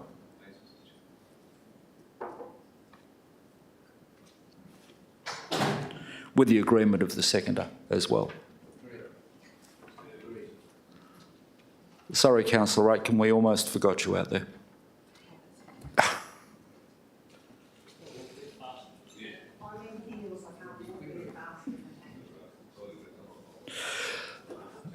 So I was looking at speakers against. Speakers for, I had you down, Councillor Rowe. Happy to support this motion on notice. Just one of the things in the administration comment that particularly interested me was that Main Roads had commissioned a road safety inspection in February of this year, and I was wondering if that had come back to administration, and if possible, is there any way we can access that potentially on the elected members hub? Mr. Singh. Through you, Deputy Mayor, we haven't actually evaluated that report yet, and we will have to ask Main Roads how far we can release that. And if they allow us to release it, we will definitely place on the hub. Thank you, Mr. Singh. Councillor Rowe, that's... Yep. I had you down next, Councillor Baker. Thanks, yes. I support what Councillor Wright is proposing. I agree with the amendment, which is deemed to be incorporated into the substantive motion. As with all reports, admin reports regarding any item, there's the paragraph headed with the words financial implications, and that's the one I tend to pay a lot of attention to.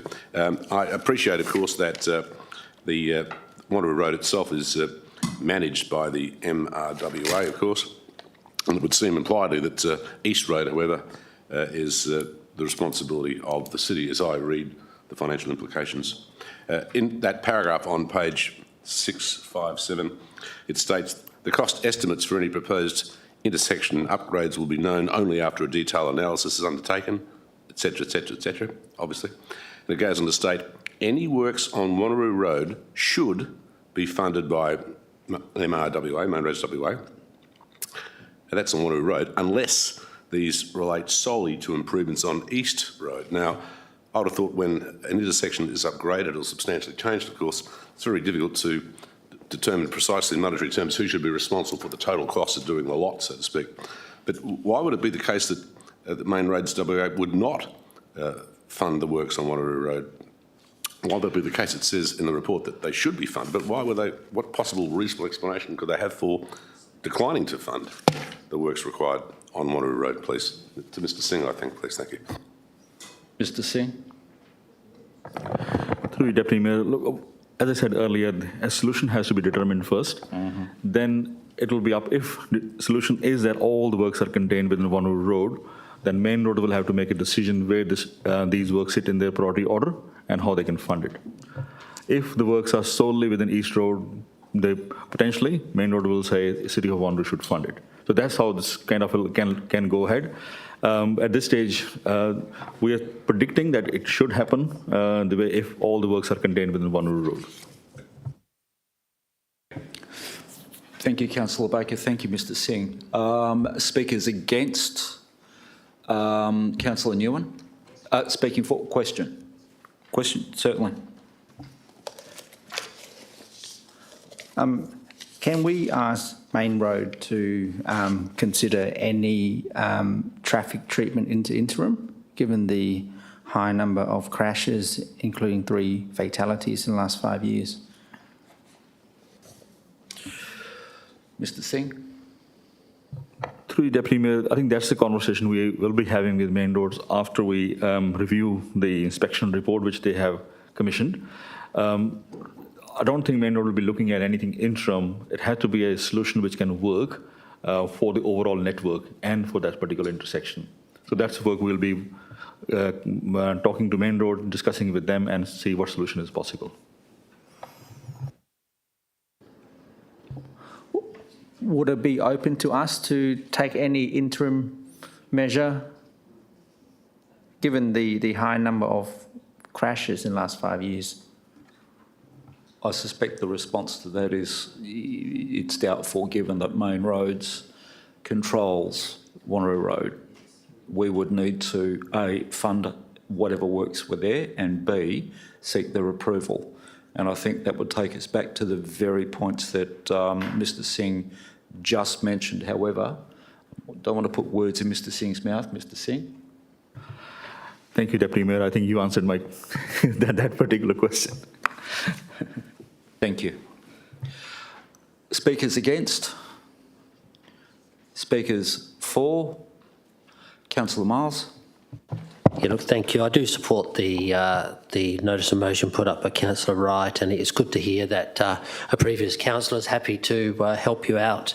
I think that's excellent news from former Councillor Monks. This was an issue when I was in a different place as well. And I have to say that Main Roads was very difficult to try and move on anything.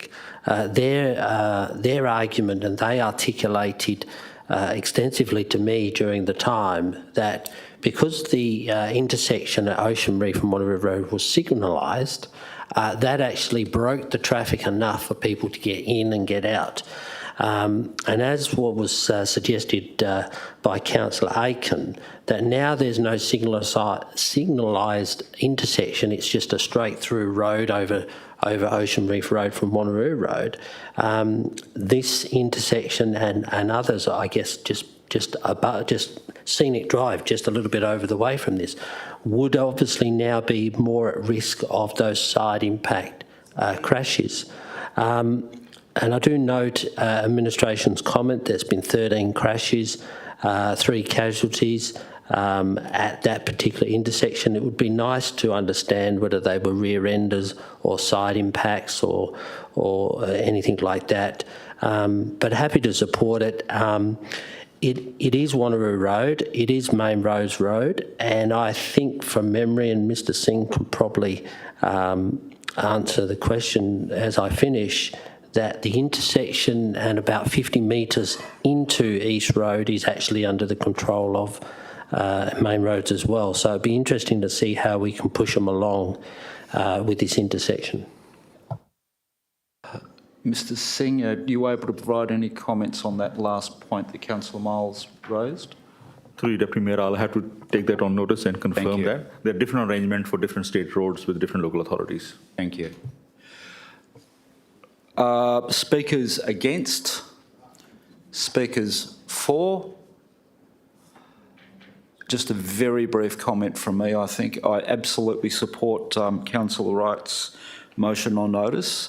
This particular intersection has been some considerable concern for a period of time. And I think the discussions previously were centred around the construction of the grade separation as to how that would improve those circumstances around East and Wanneroo Road.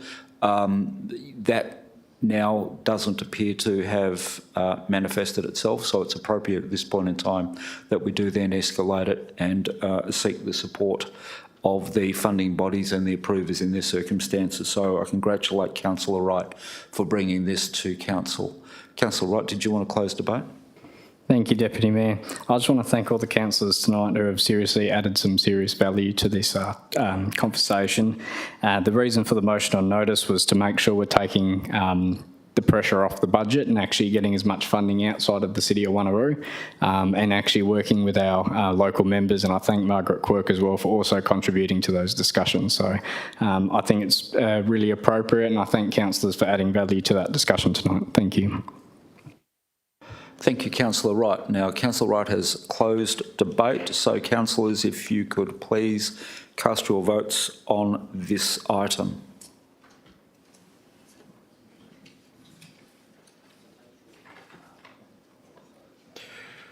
I can't see the... I declare that carried unanimously. Thank you, councillors. And thank you, Councillor Wright. Councillor Wright, you're up again. Thank you, Deputy Mayor. MN02. I'll keep this one short and sweet due to the sensitivity around East Wanneroo and understand the current levels of frustration and anxiety. Actually, Councillor Wright, just before we go any further, you have a seconder for this item. Councillor Civic, sorry. Thank you. Yes, Councillor Wright. This motion on notice aims to provide more community consultations on items around what the City of Wanneroo have control over, such as streetscapes, community facilities, open spaces and district sense of place statements, which is the theme of East Wanneroo. A CRG will bring all stakeholders to the table to help establish and maintain the East Wanneroo theme. This CRG won't replicate any existing groups like the Technical Advisory Group by the Department, but instead influence anything the City of Wanneroo has control over in the public realm, which will be outlined in the terms of references. It will also provide a forum for community members to ask questions and make sure that the process isn't an us versus them situation and that we bring the community along this journey. Councillor Miles, Councillor Civic, Councillor Huntley and myself aim to provide the best leadership when it comes to East Wanneroo, and we all recognise the challenges and opportunities this has for our city. We also understand the limitations in what the city has control over, as most of the decisions have occurred with the West Australian Planning Commission. I hope this community reference group will achieve some great outcomes for the future of East Wanneroo region and ask my fellow councillors to support this. Thank you. Thank you, Councillor Wright. Councillor Civic. Yes, thank you, Deputy Mayor. Yes, I totally agree with Councillor Wright. It is very important. East Wanneroo really started way back in the early 2000s, and it is very important at this point in time when there is a zoning change to that area that the city and this particular group constituting 4 ward councillors and the mayor and administration and also some community members work towards achieving the facilities that the city requires to service its community. And it is very important also to make sure that developer contributions are a part of this process to make sure of any major roads, etc., are funded appropriately and controlled appropriately through Department of Planning and the city. So hopefully this particular group will give guidance to that, and the desired outcomes will be achieved, especially in regard to the city. So I certainly am happy to support this motion on notice from Councillor Wright. Thank you, Councillor Civic. Speakers for? I'll go to speakers for first, Councillor Baker. Councillor Miles? Yeah, thank you, Deputy Mayor. Look, I'm totally in support of the community reference group for East Wanneroo. As was stated by Councillor Wright and Savin, this is probably the second largest urbanisation that the city is going to be controlling. And with that in mind, as it says in the report, 150,000 future residents just in the back of Wanneroo, 50,000 dwellings or more on 8,000 hectares. We are going to need to have any new residents and existing residents to help us establish a good place management of infrastructure that is required by the community, not just some sort of wish list. We need to double check to make sure that we're not going to put in place anything that may not quite fit for purpose. And I think having a CRG that will help support the information that we get here in council will obviously be able to help us make our decisions, and obviously will obviously impact the long-term financial plan going forward, because we will be able to see what's really required. We're going to have numerous amounts of precinct landowners, local structure plans, coming before administration and then obviously for council approval, and we need to make sure that we are going to be in place on the map, making sure that our community can see that we want a place where people want to live, not just a place because it is for first home buyers or just a second home. We actually want to create a really good place that it becomes a place forever where people don't want to move out of. Thank you. Thank you, Councillor Miles. Speakers against? Speakers for? Councillor Baker? Question, please, sir. Question, Councillor Baker. My question is directed to Councillor Wright.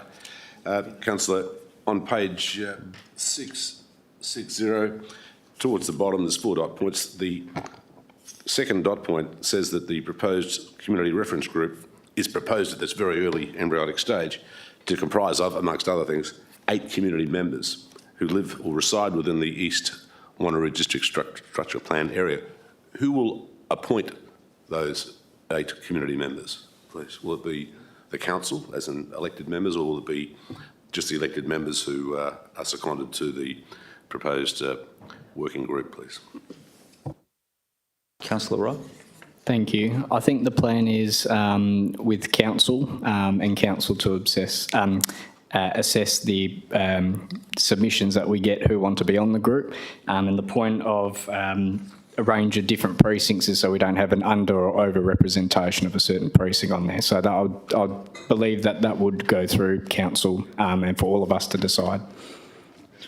Councillor Wright, I would assume be your intention that part of this process, once it's decided this evening, would be one of the first pieces of work would be to develop a terms of reference. So that would assist in developing the framework for us to select those members of the community. That would be your intention? Sorry, yes, I'll seek clarification on that. It was in terms of the terms of reference. It doesn't go into that level of detail yet, but it will be along the lines of all of us will get to decide that because we are a council. Thank you, Councillor Wright. I absolutely thought that would have been your very much your intention. Councillor Nguyen. I do have a question on that same page. It's the first point, actually. I feel somewhat left out that the proposal only includes members within the Central Ward Councillors and the Central East Ward Councillors, given this is one of the largest development within the City of Wanneroo. If other councillors that want to be involved, that are not within that ward, is that available to them? I'm not sure. Councillor Nguyen, I'm sure you could probably speak nicely to Councillor Wright in the development of the terms of reference, and he'd probably consider your request. But Councillor Wright. Anything is possible. The reason for the 2 Central East Ward Councillors was because the East Wanneroo District Structure Plan area goes into Pinjar and Marigina, and a lot of the suburbs up that way, but the original proposal was to include the Southwest Ward in it, so there is some scope once the terms of references are created. Thank you. I'd hate, Councillor Wright, I'd hate to think people were having a little bit of fun with you, but I'm sure that it was full of the best of intentions. Councillor Huntley, did you have a... Yep. Speaking for? Thank you. Speaking for. Thank you, Deputy Mayor. Yeah, obviously we are going to develop 8,000 hectares, and we are going to hopefully have a fantastic, phenomenal new town built with all facilities available to train stations. It's going to be absolutely marvellous. But we do have to consider our wildlife that we are going to be displacing, and I would like to reassure the community that we would also be considering this as well. Thank you. Thank you, Councillor Huntley. Speakers against? Speakers for? Councillor Sangali? It wasn't. I was going to speak to Councillor Wright after the meeting, but I will just flag it, just with the number on the group, noting that this is a community reference group and not an internal working group. I just want to make sure the balance of community members always outweighs the members of council. It's a very good governance point, Councillor. I'm sure that's in the detail as it's more of a fine-grained thing. Speakers against, speakers for. Councillor Parker. Thank you, Deputy Mayor. Absolutely support this motion by Councillor Wright. The interest and angst over the impacts of the East Wanneroo development have been an issue on council for as long as I've been here, and I think going back about 15 years. Any forum to assist the residents and the City of Wanneroo administration is welcome, and as an objective of the city's strategic community plan is vital. There was an ex-councillor's names mentioned earlier on, and I'd like to mention another one who I know spent many, many years on this, being Diane Guys. So I know that her comment tonight would be, this is a no-brainer. Thanks, Mr Deputy Chair. Thank you, Councillor Parker. And as you mentioned that, I can just hear that former Councillor Guys' voice forcefully ringing in my ear on that. Speakers against? Speakers for? Councillor, and just very briefly, I too support Councillor Wright's initiative on this, and I think it is full of the very best of intentions to achieve the best possible future communities that we can possibly plan for. Because, councillors, what is important in all of this, it's a little known fact that we do make decisions and we do the planning for future communities. Those people who aren't currently there, they will have an expectation that we would include what they would hope to see in their communities. So I think this is a very good initiative, Councillor Wright. So, Councillor Wright, would you like to close debate?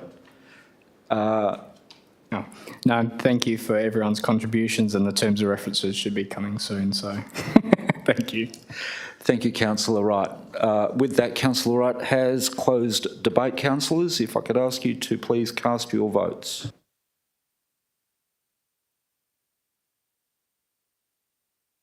I declare that carried unanimously. Well done, Councillor Wright. Councillor Parker, MENO 3, review of Council Member Continuing Professional Development Policy. Councillor Parker, do you have a seconder for this motion? Councillor Sangali. Councillor Parker. Thank you, Deputy Mayor. I'm going to get that right eventually. I have raised this motion on notice to request Council bring to a forum for discussion and possible revision the subject of attendance by councillors to out-of-state and overseas conferences. I would like to make it very clear that I strongly support and encourage councillors attending courses, both mandatory and optional, within the Perth metro area. This assists and ensures we become better councillors and represent all ratepayers in the City of Wanneroo to the best of our abilities. The courses, educational opportunities and conferences councillors are offered and would attend locally can provide this education and information and are indispensable to all councillors. Conferences undoubtedly offer networking opportunities, sharing of new ideas and meeting other like-minded people, to name a few.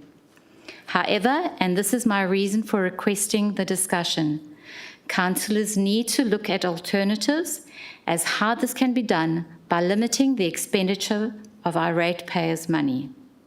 Administration and councillors continually review expenditure and work incredibly hard to present to ratepayers a managed, equitable and responsible budget with the aim to keep annual rate increases as low as possible.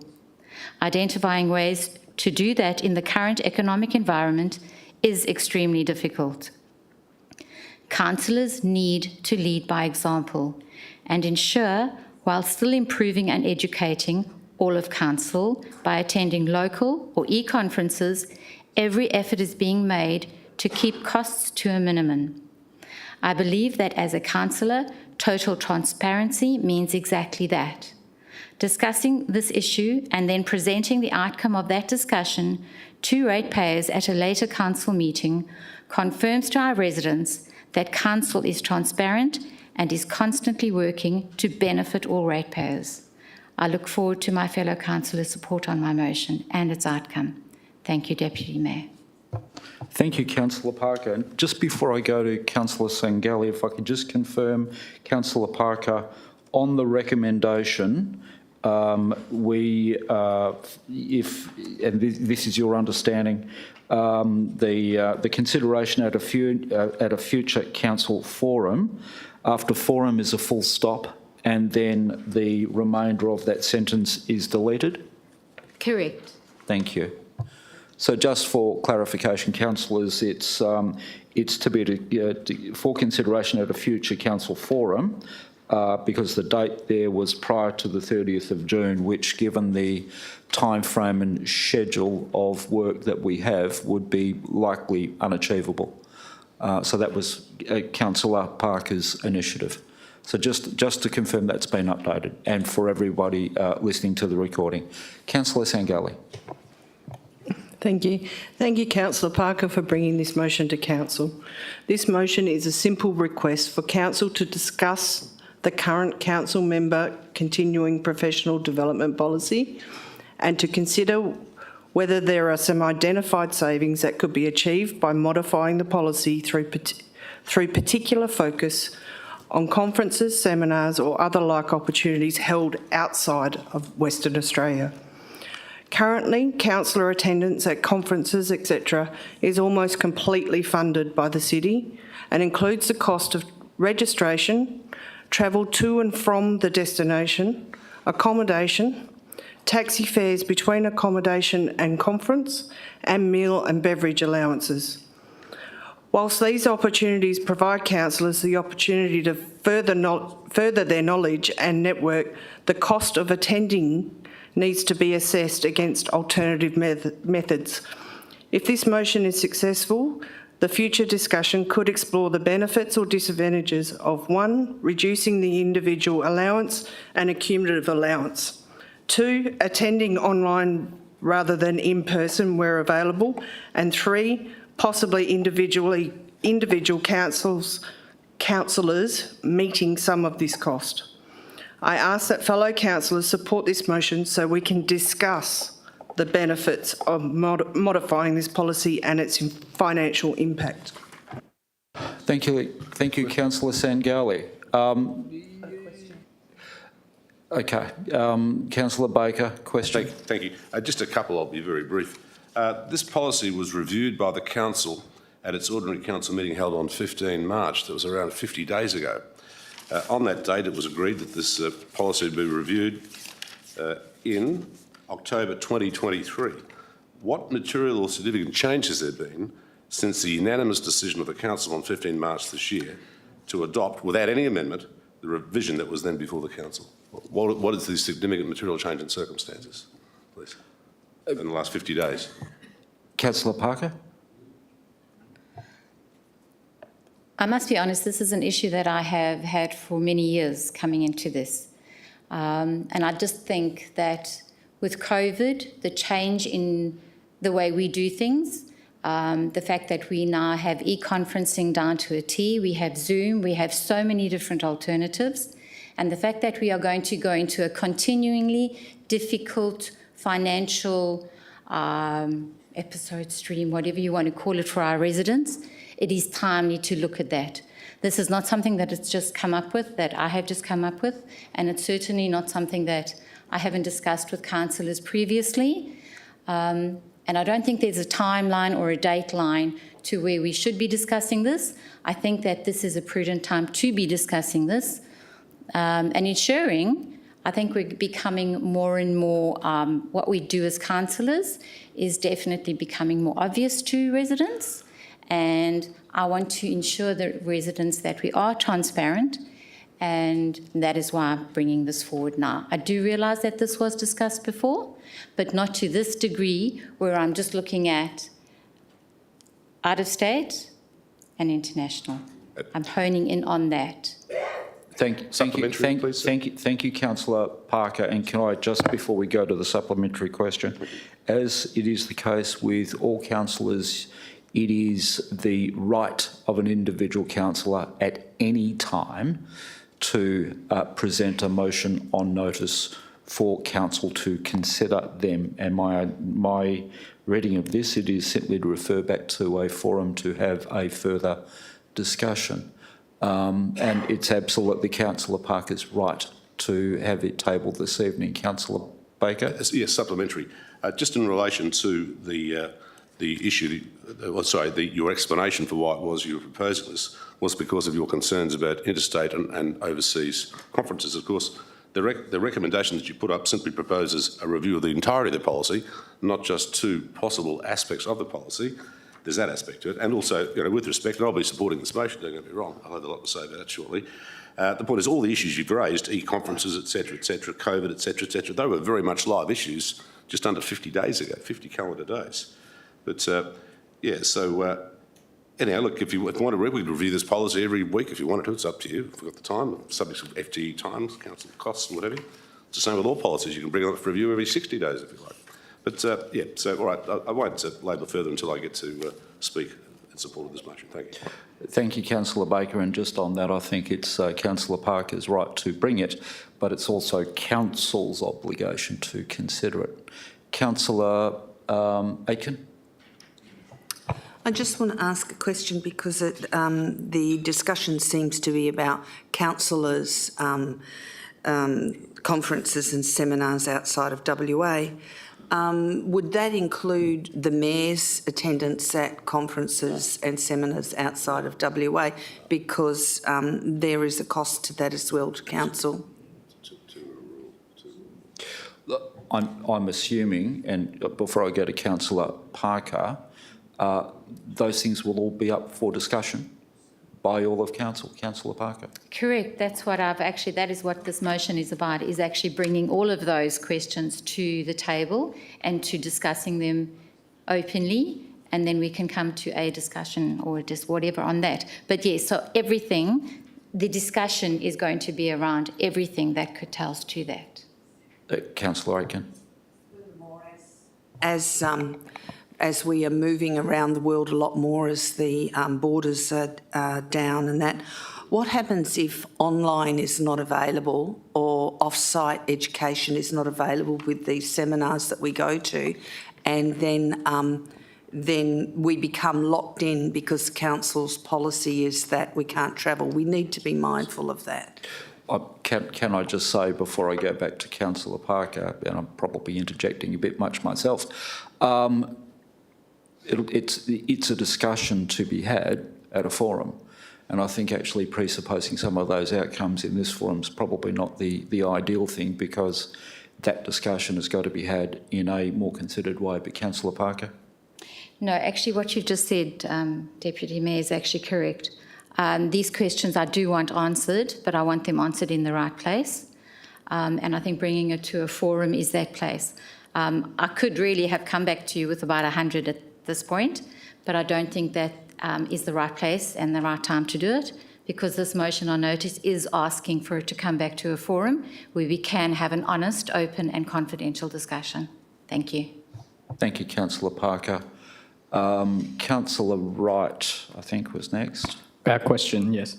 My question is to the CEO in terms of registers that are applicable to elected members.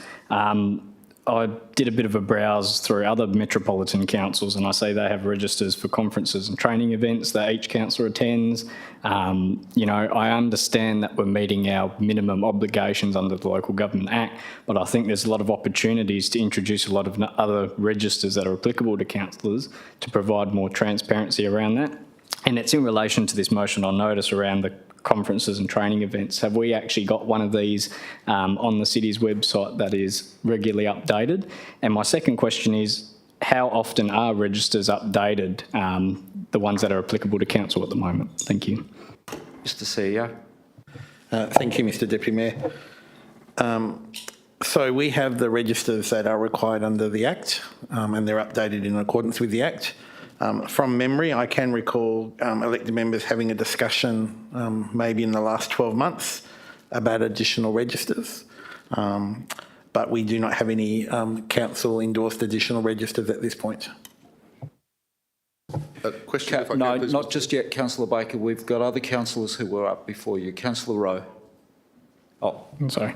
Sorry, Councillor Wright, if I can. And just in my second question, how regularly are registers updated? Do they, as soon as someone submits something, are they straight away put on there, or is there a certain time frame that administration updates those registers?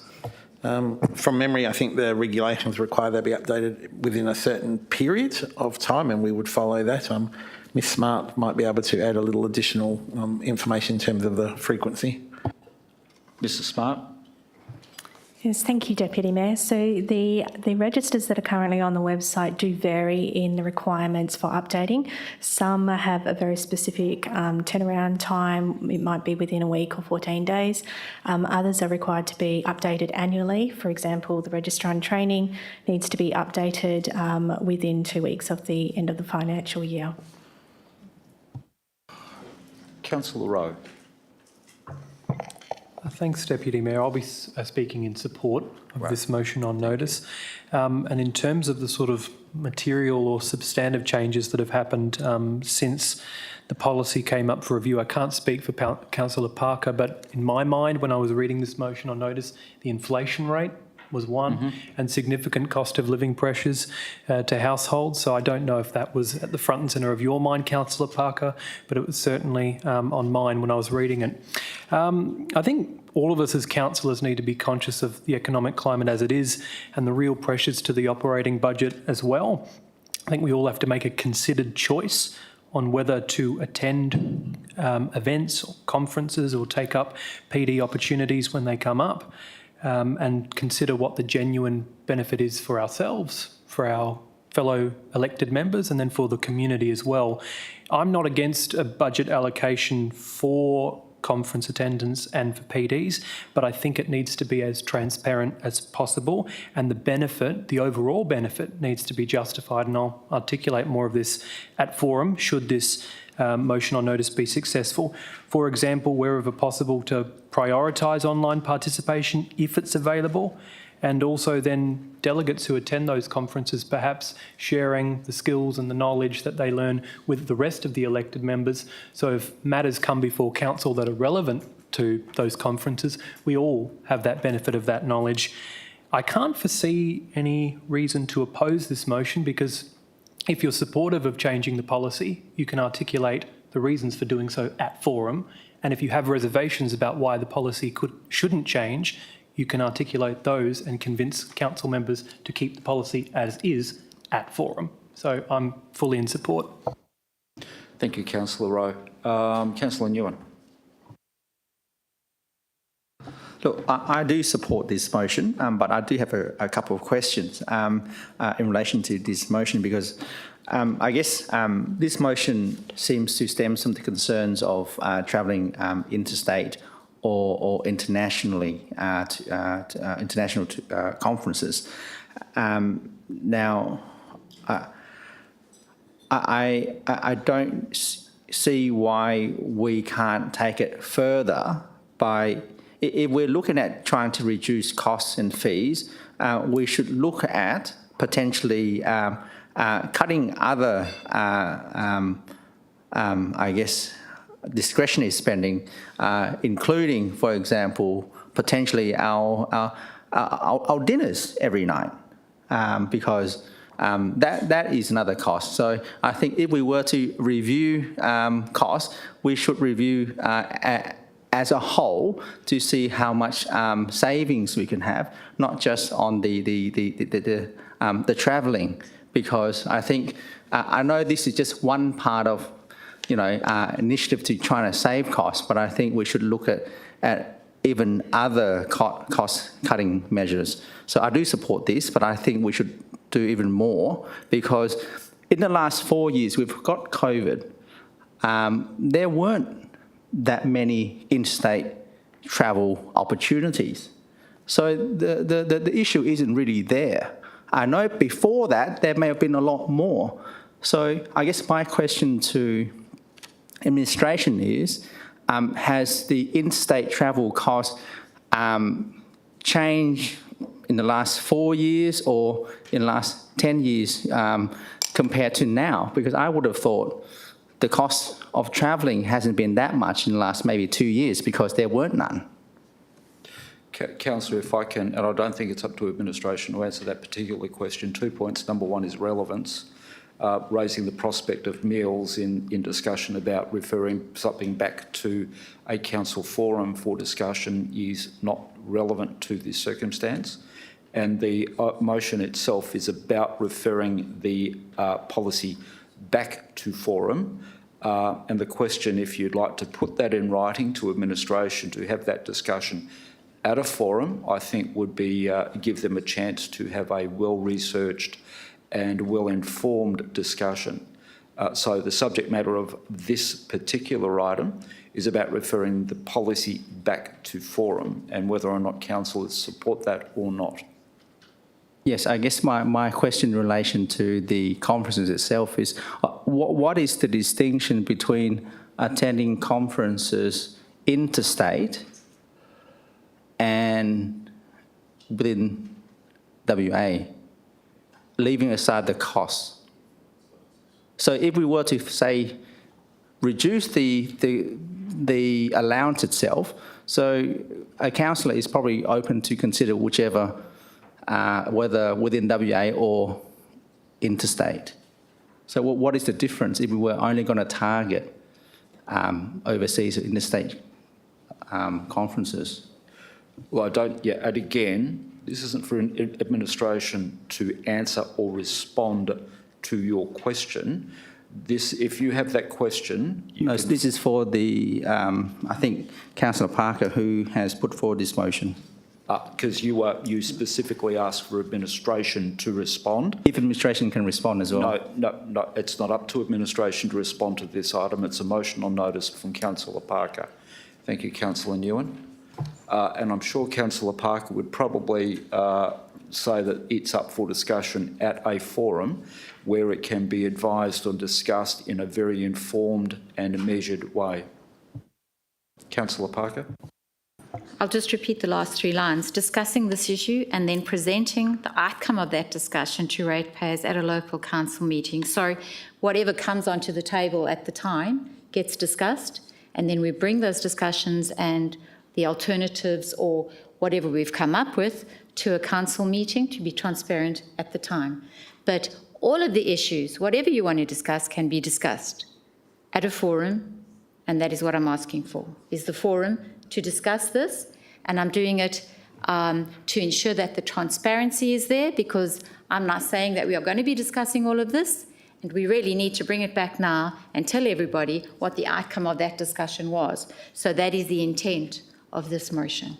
Thank you, Councillor Parker, and I'm quite surprised it's gone to this length because I thought it was a no-brainer. But Councillor Baker. Speaker in support, sir? Certainly. Thank you very much. No, I appreciate that this particular policy was only reviewed 50 days ago, but I'm up for reviewing a review. Of course, you can review whatever policy you like, whenever you like, every day of the week. You could attend 50 forums, say nothing, and then go to the 51st and then decide to review a policy. It's up to the individual. I think it's very important that we have a frank discussion, an honest discussion, an open discussion about the scope of this policy and the potentiality for blatant rorting, simply blatant rorting, junketeering rorting. Let's be frank. Many people talk about the need to network, of course. They have to go to Sydney to network or Melbourne. They have to spend 3 days there. They have to drink copious bottles of Chardonnay, long liquid lunches, but they are networking. And they make some very good friends, I'm sure. This sort of networking that involves interstate and overseas travel is perceived by most ratepayers, right or wrong, as being absolute out-and-out junketeering, rorting, snouts in the trough. Snouts in the trough. Actually, if you read the Local Government Act... Sorry? Councillor Baker, I'm actually just a tad concerned. If you have any specific circumstances that you could highlight, I'd be interested to hear them, because I know from my perspective I haven't been outside of this state on council dime for at least 10 years. Yep. But if you have any that fit into that category in this council, I think it's appropriate that you raise it. I think there is a perception. What I'll do is consult with the community and see if they can come up with some specific examples which they reasonably believe may involve that. And so thanks very much for that contribution, though, Mr Chair. So in a nutshell, that's the perception of the community. In the age of the internet, Skyping, etc., Zooming, you don't have to go interstate to Melbourne or Sydney or Brisbane or wherever, Alice Springs, Uluru. You don't have to go to New York or Paris or what have you. It's just absolute nonsense. It can all be done electronically. It's a shocking waste of money. And the perception of the community is, that it's just blatant electioneering, a blatant junketeering and basically rorting the system. One other thing that this policy, I was struck by this policy, which I don't think the question's ever been asked, is it actually provides for ratepayers to potentially pay for university degrees for elected members. University degrees. I find that remarkable, but I'm sure there's never been a case where ratepayers' money has ever been accessed to pay for university degrees. Well, I hope not for elected members to complete a university degree or to do for example, a diploma course in whatever subject matter they're interested in doing. It seems wrong to me that the ratepayers should be paying for uni degrees and uni diplomas, certificates and what have you. Seems a very, very expensive waste of money. But anyhow, they're my observations. I look forward to the review, and we'll see if we can, as has been suggested, do a thorough review, not just in terms of interstate travel, of course. Remember that, once again, it's proposed that the whole of the policy, in its entirety, every clause, will go to a forum. And there should be some very interesting debate and discussion. I really look forward to it. Absolutely. Thank you. I shall be very pleased to have those discussions with you, Councillor Baker. And the other thing, I think the principle's very good, because earlier on this evening we spoke about, and Councillor Wright very judiciously decided not to progress an amendment because he understood that once the policy had gone through for standing orders, there was an opportunity to almost immediately go back and review it, and it's that's a perfect example of why we can and should do these things. Are there any other comments or... Just one question, please. Certainly, Councillor Baker. My question is just to the CEO. Mr CEO, you've been with the city now for, I think, over 15 years, is it? 15 years? 12? Approximately. Well, let's just say 15, just for the sake of discussion. Are you aware of a policy having been passed by the city which comes up for a review within 50 days of its passage and approval by the city? Has that ever happened before? Is that highly Actually, unusual? Councillor, I'm going to rule that out of order because we discussed this earlier on. It's not an administrative process, nor is it up to administration to offer an opinion. Every elected member, as part of the governing board of this organisation, has the right to bring a motion on notice whenever they feel they can and should. It's not up to administration to second guess that. It's up to the governing board. Councillor Parker has exercised that right, and it's up to the governing board to determine whether or not that's a right and just thing to do. On a point of order, I was not seeking an opinion from the CEO. I was asking him, are there any similar historical factual scenarios that have arisen in the past? And with respect... That's not seeking an opinion. And with respect, Councillor Baker, that's not a point of order. It's a point of order. That's not a point of order, Councillor Baker. Well, with respect, it is. Please quote me in the standing orders the point of order you're raising. What you allege that I asked of the CEO was for him to give an opinion. That's not a point of order, Councillor. I did not ask for him to give an opinion. I was asking him to... That is not a point of order, Councillor. I'll rule that out of order. I haven't even finished the point of order with respect. You can't make a determination until I've finished it, surely. Plain logic, surely. But that was the question I asked. Is he aware of this having happened before? No, Councillor, you raised the point of order. I ruled it out of order because it is not a point of order. Unless you can determine for me exactly where in the standing orders you're referring to is specifically with a point of order and what that point of order number is, please. The point of order provisions are in the standing orders 2008. The point of order was that you said that I was not permitted to ask the CEO for an opinion. I agree, I wasn't, but I wasn't asking him for an opinion. I was asking him to recount over the years since he's been employed with the city, has ever been a case where a local law, which is approved on a particular day, was then up for review. Your point of order, Councillor. That is the question. Your point of order, Councillor, is out of order, and I won't accept your point of order. I won't move a motion of dissent. And can I say, referring to the standing orders and having points of order in the standing orders doesn't sufficiently satisfy the exact point of order that you're referring to. What you were talking about was not a point of order, it was extending debate. I was talking about facts with respect, sir. No, it wasn't. It certainly wasn't, Councillor, and I'll have no more on that. Thank you very much. Any other comments or questions, Councillor Miles? Just a question. I got the impression from some of the conversations by Councillor Parker and some others that there may not have been some transparency in regard to the item coming before us last March. On the 15th of March, it was said to be transparent and all the rest of it. That policy was put out there. I understand, and you can correct me if I'm wrong, but the councillors went through this policy in a forum last year before it did come to... So administration didn't just rock this up in March of this year and say, this is your policy, do you want to adopt it? It came to a forum councillors asked questions on it. There was no questions regarding it, and it came back with no amendments, as it states in the responsibility for the implementation chart at the bottom of the policy manual.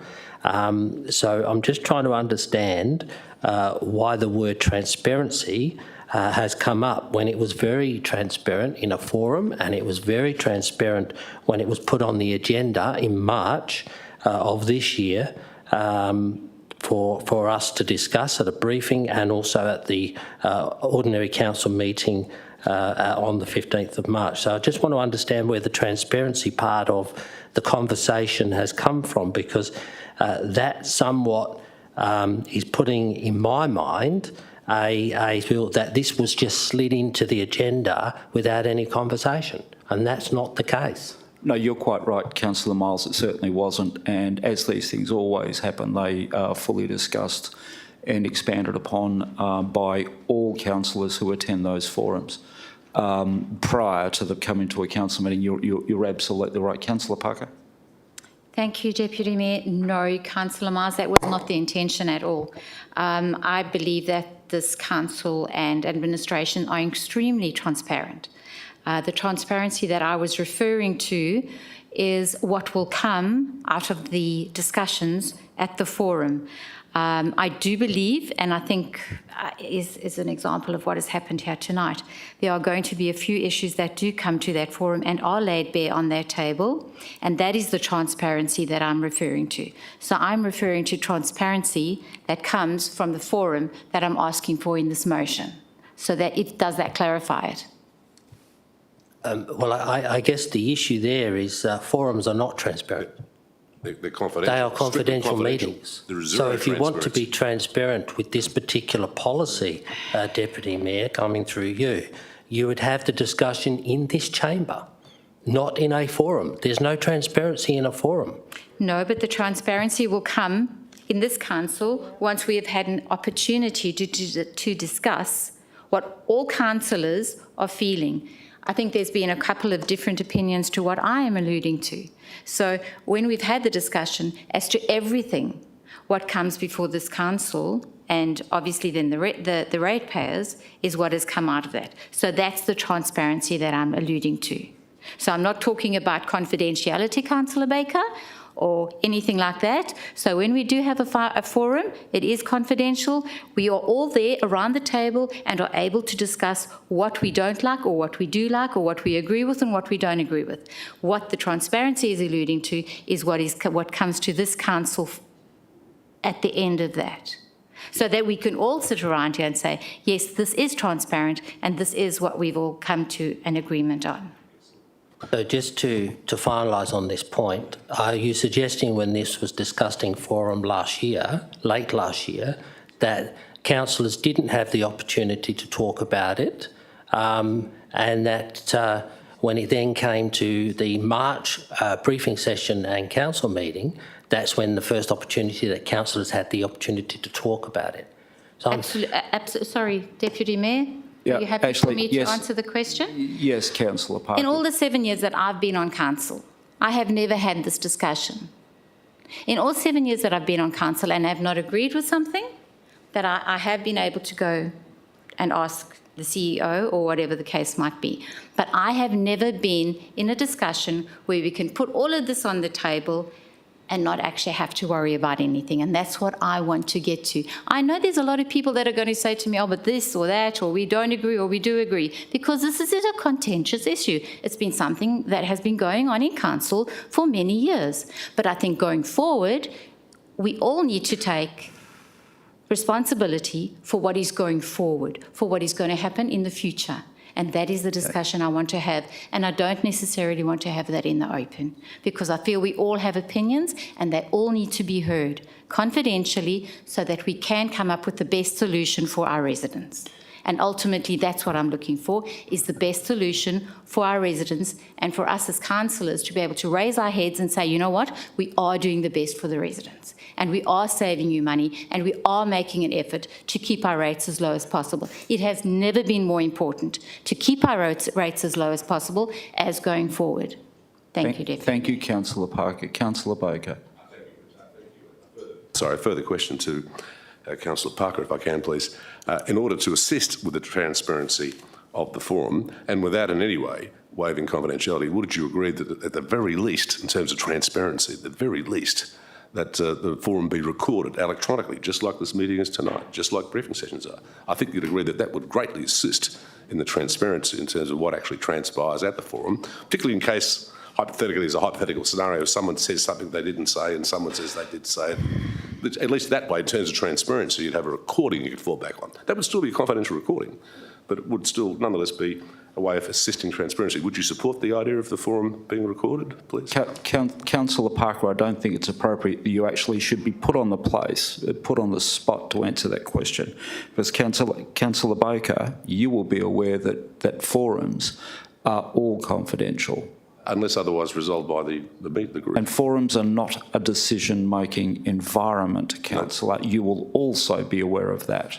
Absolutely. It's got nothing to do with what I just said, though. Thank you, Councillor. No, councillors, actually, if councillors might put a motion to have this motion be put, Councillor Sangalli, second to Councillor Rowe. So that's a procedural motion that we put this item.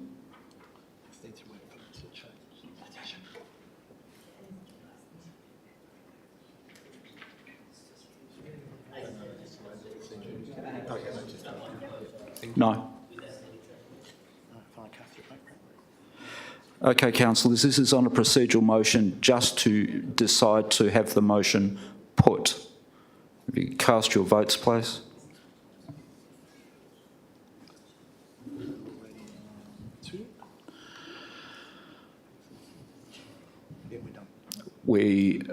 That's 12 in favour, 1 against, and the objection against is again Councillor Nguyen. With that, councillors will accept that the motion has been Councillor, that's now been put and it's been decided. Councillor, I'll call you to attention on standing orders to behave appropriately in this forum. Thank you. Sorry, I'm just responding to your... No, you're not responding, councillor. You're interjecting. The motion's been put. It was a procedural motion. There is no further debate. Councillor Parker, did you want to close that debate so as we can have that motion put, please? Happy to go ahead. Thank you. Councillors, now we now go to the substantive motion. So if you could please register your votes.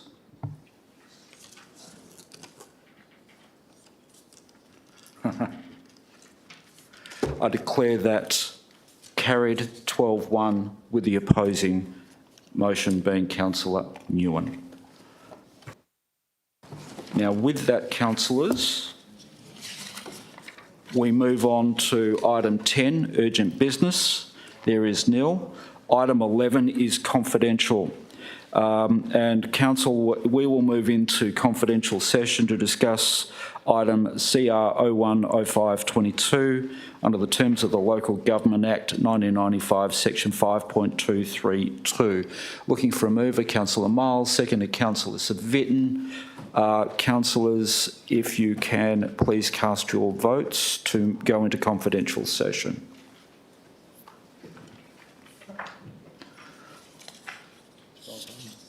That's 12-1, and again, Councillor Nguyen votes against going into confidential session.